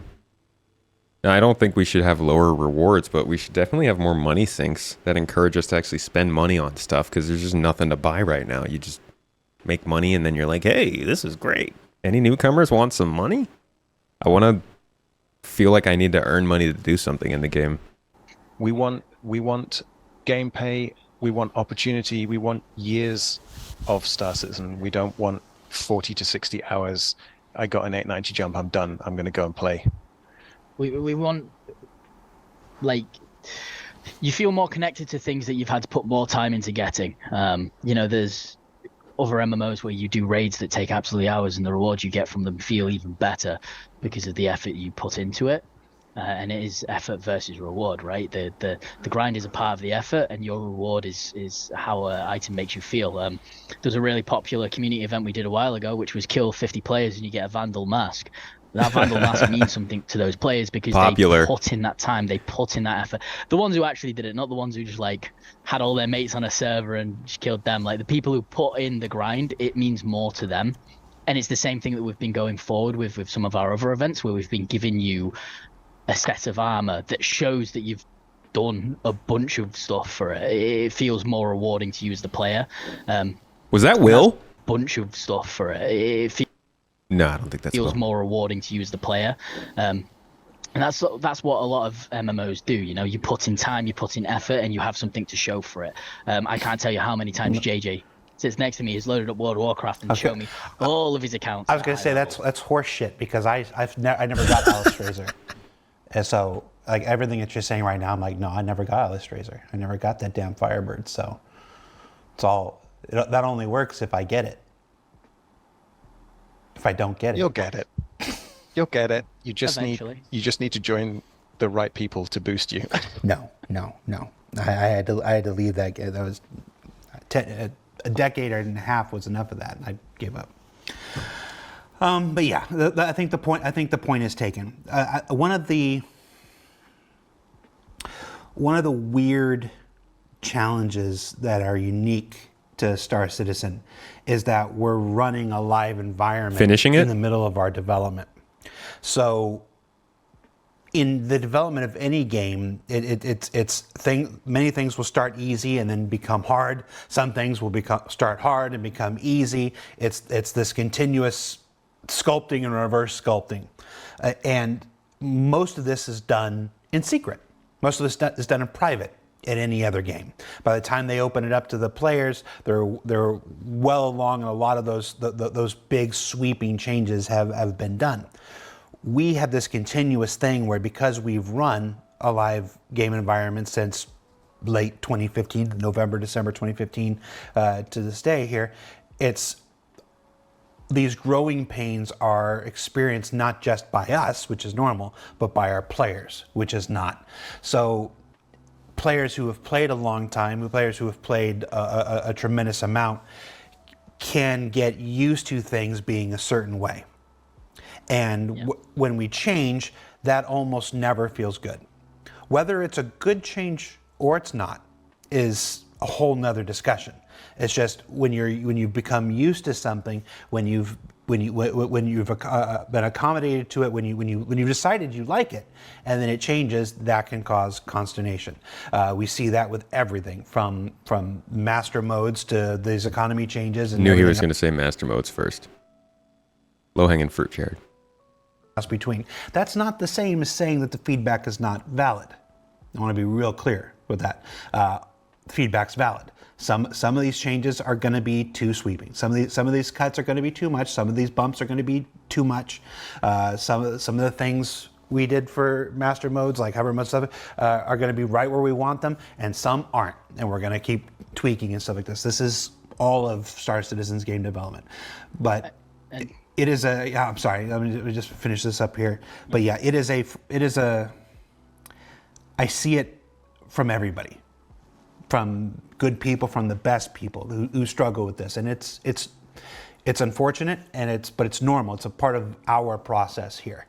And it comes part and parcel with running a live game environment in the middle of our development. I'm gonna go the opposite direction and say I'm quite tired of the non-change when it comes to combat being so center. This is how we started the stream. It's always combat.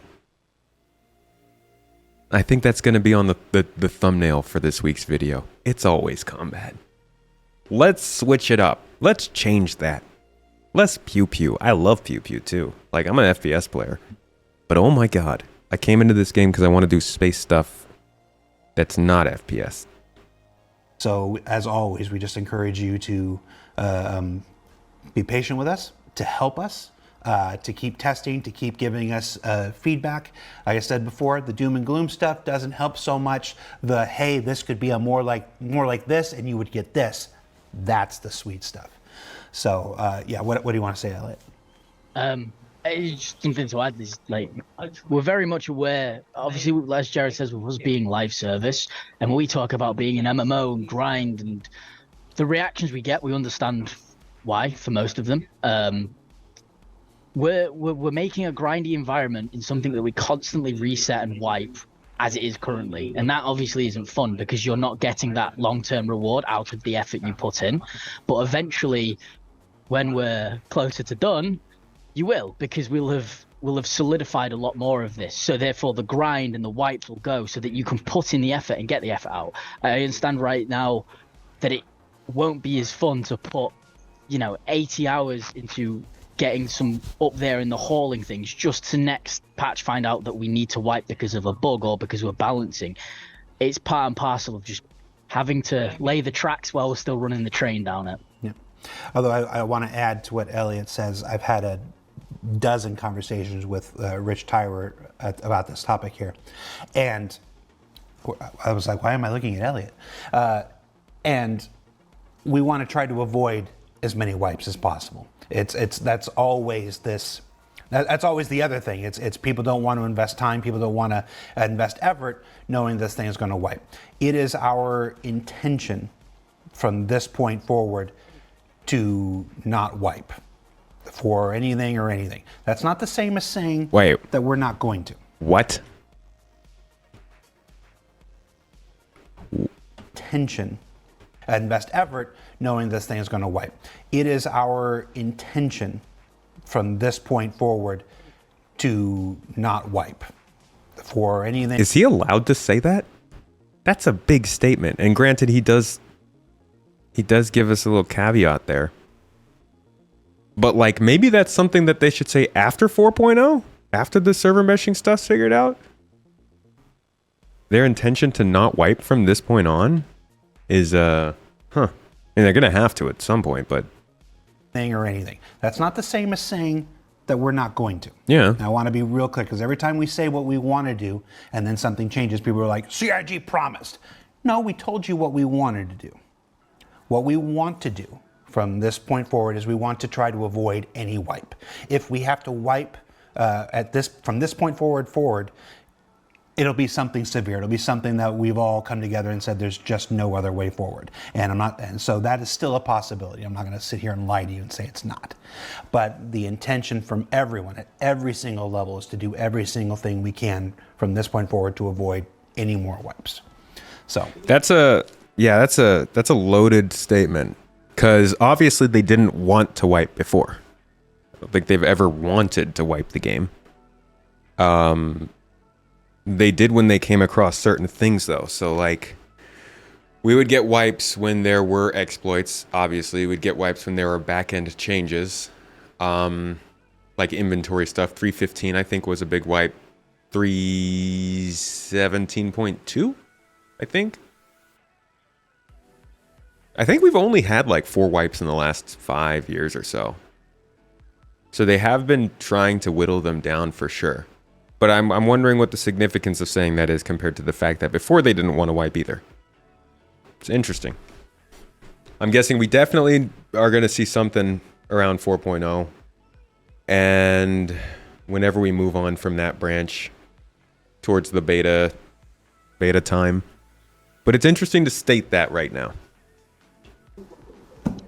And of course, there are some other things which are very important pieces of functionality which we haven't got to yet, which will, like Elliot was saying, you'll be able to enjoy your progress and your status that you've earned over all those hours, and it will become even more meaningful with Death of a Spaceman, where it'll bring a bit more consequence, more meaning to decisions you make, and server meshing where we'll bring more players together interacting in the same place, which is going to bring a lot more life and collaboration to decisions you make. And StarSim in the background makes the universe dynamic around you. So at the moment, it might feel like it's a grind and it's Groundhog Day. He just named like 3 of the most important things in this game.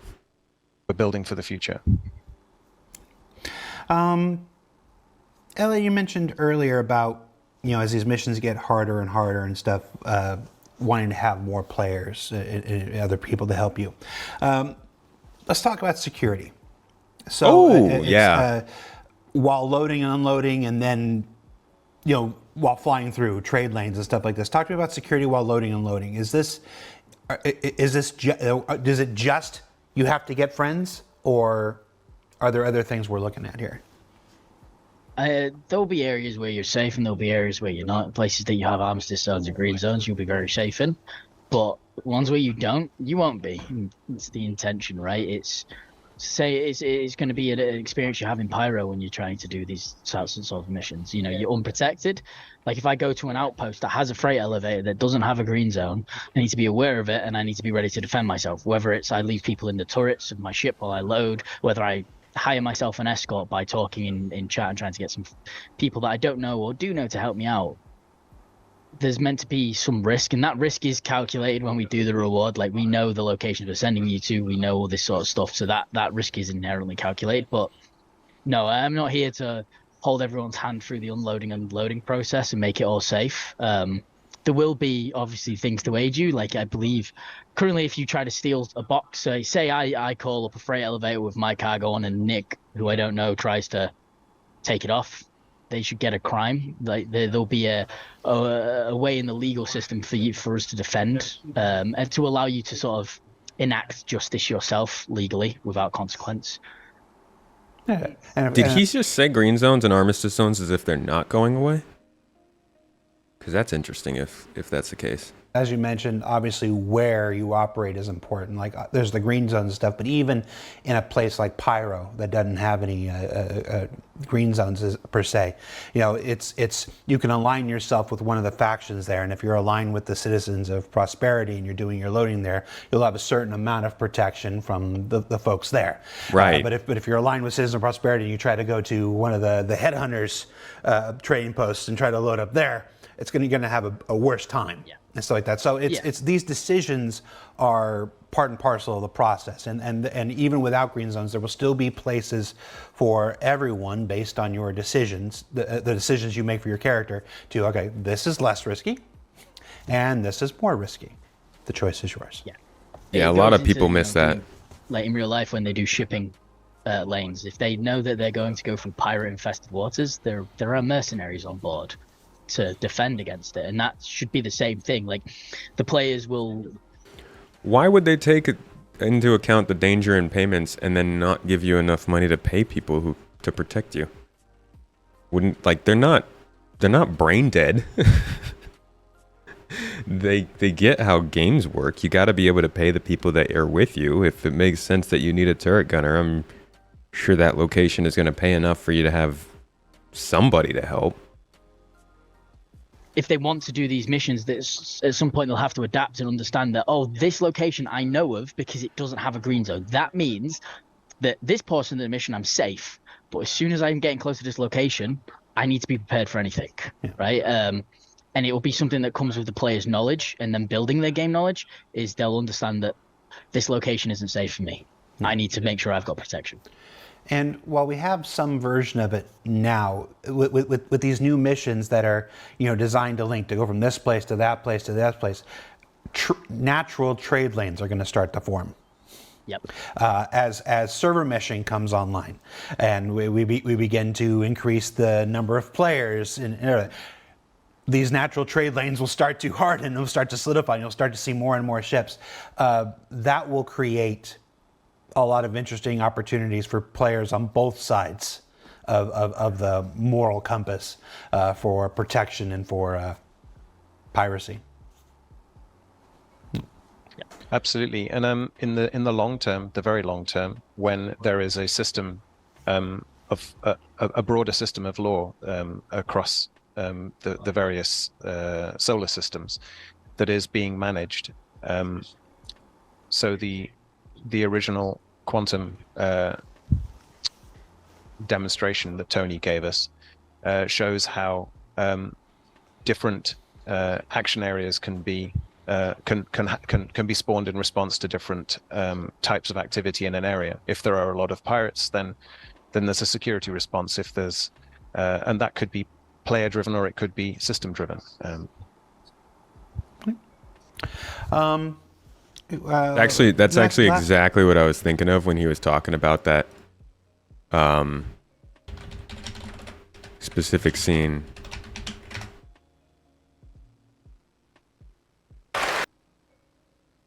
It was this one right here. There. And you can see that those are missions being created by the NPCs, no different than players would. In other words, you see a lot of deaths on a route that's... Basically, you got a trade lane here between R-Corp and Hurston, and you've got like a gigantic Kraken owned by pirates sitting out there and just interdicting people, taking advantage of the trade lane. The NPCs, no different than players would. In other words, you see a lot of deaths on a route that's got a lot of value. And let's go ahead and hover over some of those contracts.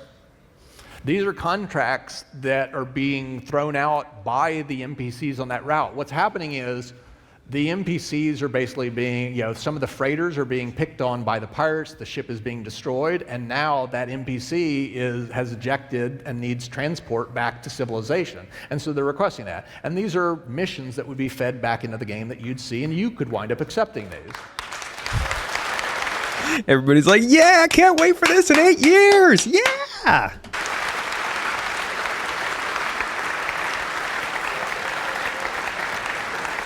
Let's go ahead and take a look at Hurston, the coolers and quantum drives. Check this out. This is where they're operating out of, you guys. Right. Yeah, they love to throw the ship in there. Yeah, that's what I was thinking about, though. And, you know, who knows how exactly it'll work, but I do think they're still working on that kind of model of things. Obviously, they keep referencing it. A few questions we have are kind of tangential to hauling missions, but the more other profession stuff, but let's see if we can squeeze them in. Elliot, for miners, will there be missions to sell what we mine to something like the distribution centers so that they can then be hauled away with other hauling missions?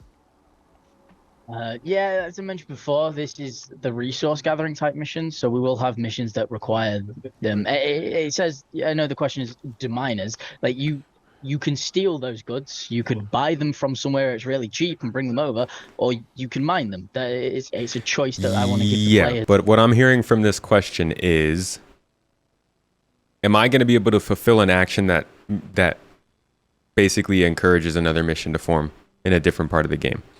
And I think that's a super good question that I don't know if he's answering right now.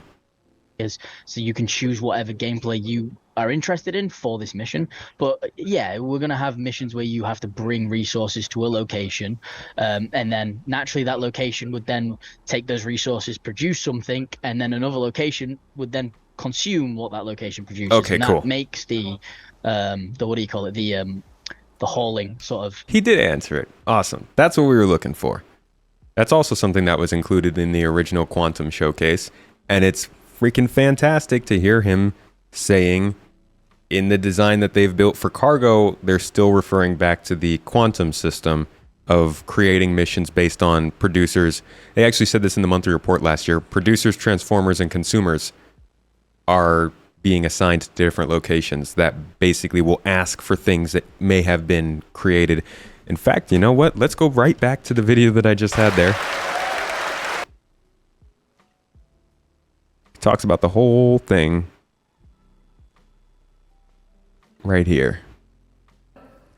Just like refining ore requires something. It requires 10 workers working for a duration of 60 ticks. And it also notably requires 2 units of refined aluminum ore in order to produce 1 power plant.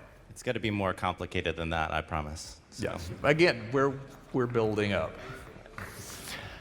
So let's go ahead and add the factory to Hurston.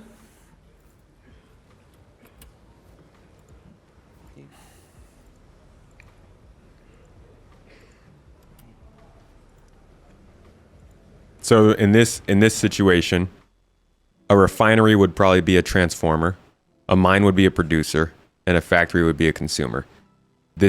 I'm using these terms not from myself. This is what they said in the monthly report earlier this year. You gotta slow down. Oh, going too fast there. Slow on down. And so once again, you see the economy spring to life. And so now you've actually got 2 different tiers going. The factory. Let's go ahead 7 years.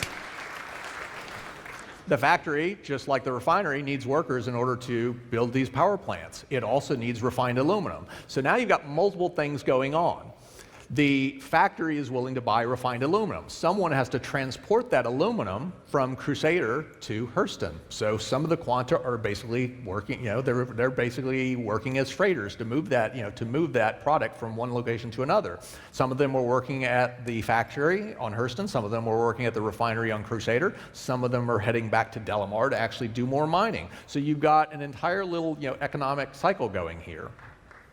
However, it's going to wind up coming to a dead end here. Let's go ahead and accelerate it again, just like what we saw before, because eventually the factory fills up all of its warehouses. It can't take any more. Yo, I've always been like, hey, just release this as a game.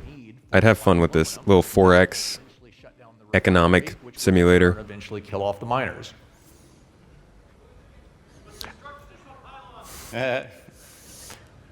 And you can see there that the inventory is still building on the aluminum, which is why there's still some activity. There's a lot, yeah. But as soon as it's done, it starts flatlining, so you see that the inventory is capped out. Yep, and now they're almost done.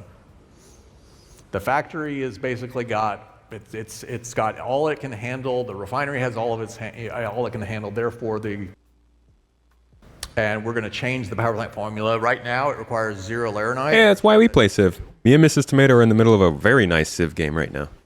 I'm going religious victory for the first time. I've played the game for like 800 hours and it's my first religious victory. Factory, so that the power plants can continue to be created. Yep, and that's that loop of guys right there. That's what they're taking. Now, one of the important things here is that let's go ahead and look at the Hurston aluminum. Bring Hurston factory aluminum.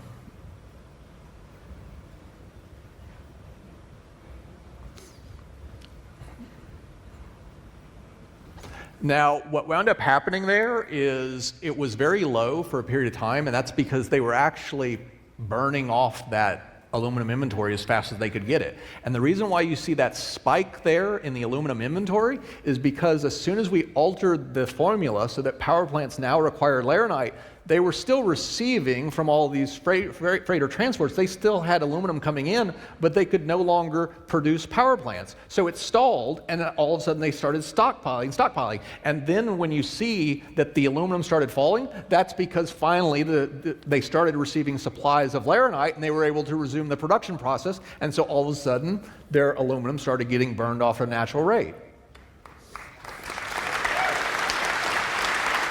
So this is, I think, kind of what the person who asked that question was getting at. Like, is this going to be still a natural flow of resources and stuff as even if we're involved in it? And I'm really glad that Elliot gave this answer. You are interested in for this mission, but yeah, we're going to have missions where you have to bring resources to a location, and then naturally that location would then take those resources, produce something, and then another location would then consume what that location produces, and that makes the what do you call it, the hauling sort of mission. Currently our hauling missions are very static. They're not reactive based on a location's inventory amount. That's something that is something more on the side of like StarSim, because it that will keep track of sort of things like that, so it knows what and there you go, and whatnot. The quantum reference. This question just says, express delivery missions, please. Yeah, again, it goes with the type of cargo that you're hauling. We will also have like express hauling requests. So these will just be missions where maybe a company's like, we've got an order on from another company to make this many sort of shield plating for this ship, but we've run out of tungsten or something. We need a quick delivery of it so we can meet our quota and we don't get punished by violating our contract. These sorts of contracts that require you to bring something ASAP to a location will, and these ones will be possibly a bit more unique because they will skip the trade routes that we're setting up with this logistical network, because they are a demand right now. So there'll be a route which is your quickest route to take, rather than from a distribution center that makes them to the LEO, then the LEO to the Lake Lagrange point, and the Lagrange point to the jump point. It will skip that flow, and it might just be get it from Pyro straight to the jump point, straight to the delivery location. So yes, we will have express hauling contracts eventually. Why has it taken so long to get these hauling missions into game? People are going after me today. We don't want to do a half job, right? For the longest time, our cargo just appeared on our ship, right? And then you take it from A to B, and we wanted more of an involved gameplay loop, so we chose to put them on the back burner until the tech was ready and focus on other things that we thought would be more fun.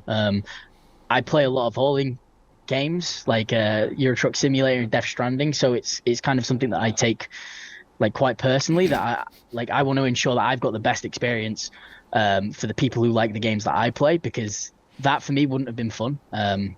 So we wanted to wait for the fundamental tech that actually was how we want this system to work, so that we could do these sorts of missions. To be honest, a lot of it is the functionality with like the cargo boxes and stuff, but a huge part of this is just the back end, the mission system itself, the commodity system, the locations themselves, the points of interest. That's why it's kind of like, same with exploration. it might not be super obvious that it's being built, but every time they're adding these new points of interest or outposts or whatever it is helping this kind of gameplay progress too. This is those same things, derelicts, caves, abandoned space stations, all that stuff, that's like exploration being built as well. You just need a couple extra little pieces at the end to connect it all and let you actually experience it. Those are the two types of games: Euro Truck Simulator, Death Stranding. Everything else falls in between.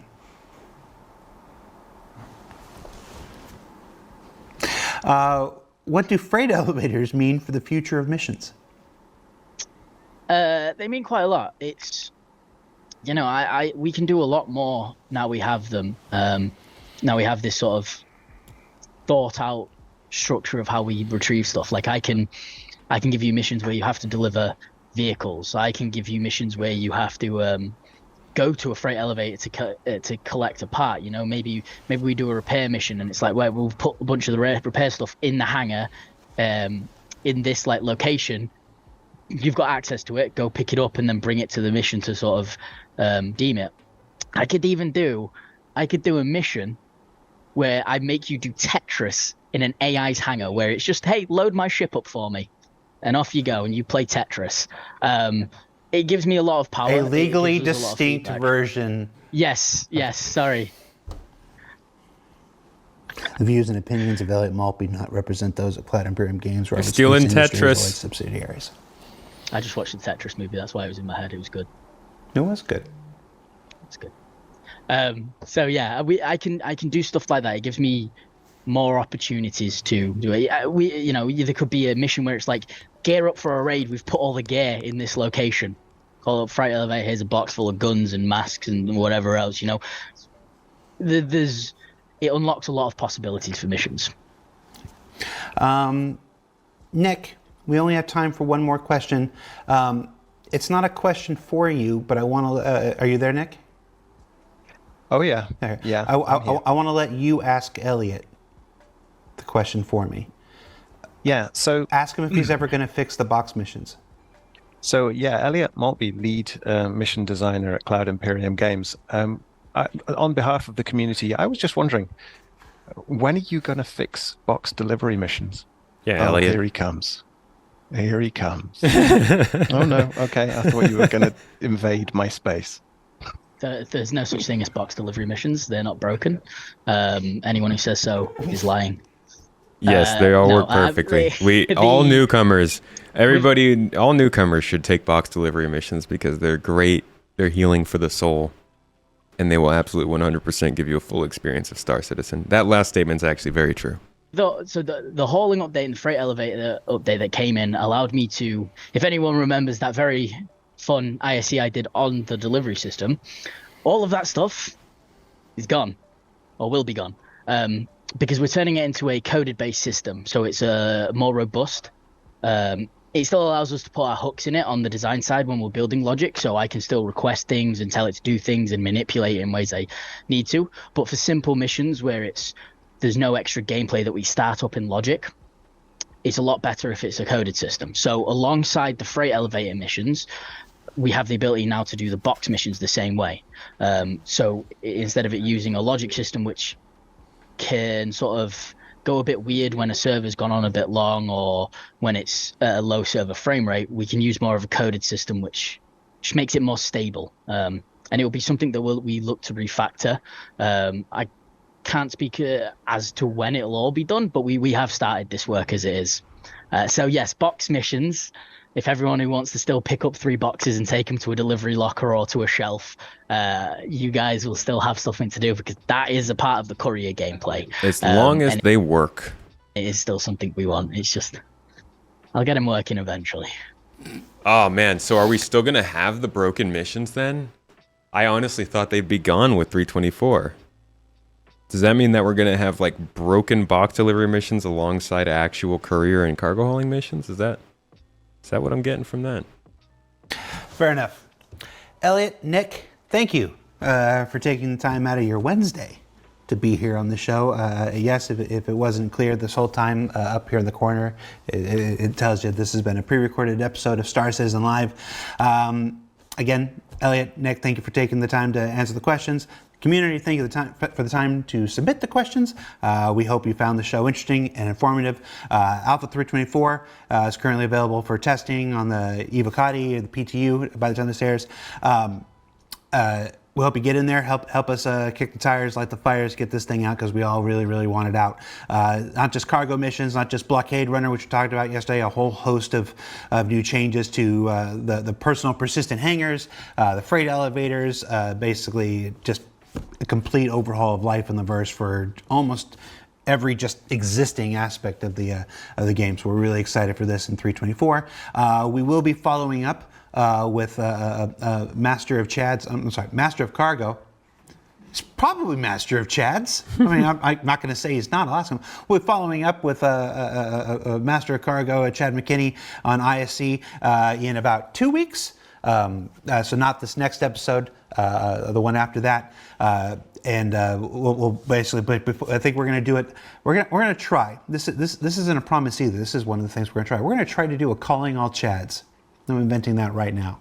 We're trying to call it. We're just going to put a bunch of these questions to Chad and have him address all of your concerns and find out what has changed, what's still the same, how it works for cargo and all these things in 324. That'll be ISC in 2 weeks, where we can also show you all these things working, which is why it'll be different than in SCL. SCL will be off next week. It's a scheduled hiatus in the show. We'll be back the following week, and then next week on ISC.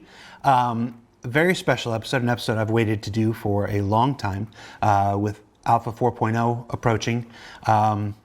It's time. We're calling this Inside Star Citizen Intro to Jump Points. It's basically everything you could possibly want to know about jump points. Okay, that's a big statement, man. Everything we could want to know about jump points. I feel like there's a lot of things to be said about it, but I'm interested in that. Since we've been talking about them forever, how they've evolved, how they're going to work in 4.0. The visuals will still be work in progress, because they always are on Inside Star Citizen. But basically, this will be your one-stop shop for everything you want to know about jump points. So check that out on They're just doing that because they saw our deep dive about jump points a few weeks ago. Of course, you know how it is. See you next week.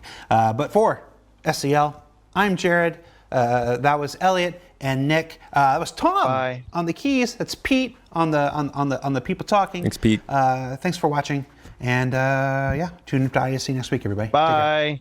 Bye. Okay, so what? He looks so creeping back there. You gotta wonder. Whew, that was a little tiring. You gotta wonder, if 324 wasn't a thing, what would they have been doing all this time with all these shows? Because they're really getting a lot of mileage out of 324 stuff, out of the cargo stuff. And if that had released in 323, that means like the last 3 weeks, 2 weeks, I think they did like 3 episodes of community focus. But they've done like 3 different shows about the cargo stuff now, and I do wonder if this stuff had come out with 323, would this have all been like 4.0 episodes? Would they have had to find something else to do? Because they still got plenty to share about 4.0. They've got some good stuff coming in there. Charge and Drain is definitely something we have not seen at all. They had to do a little showcase on the Zeus. Jump points, as he's pointing out here.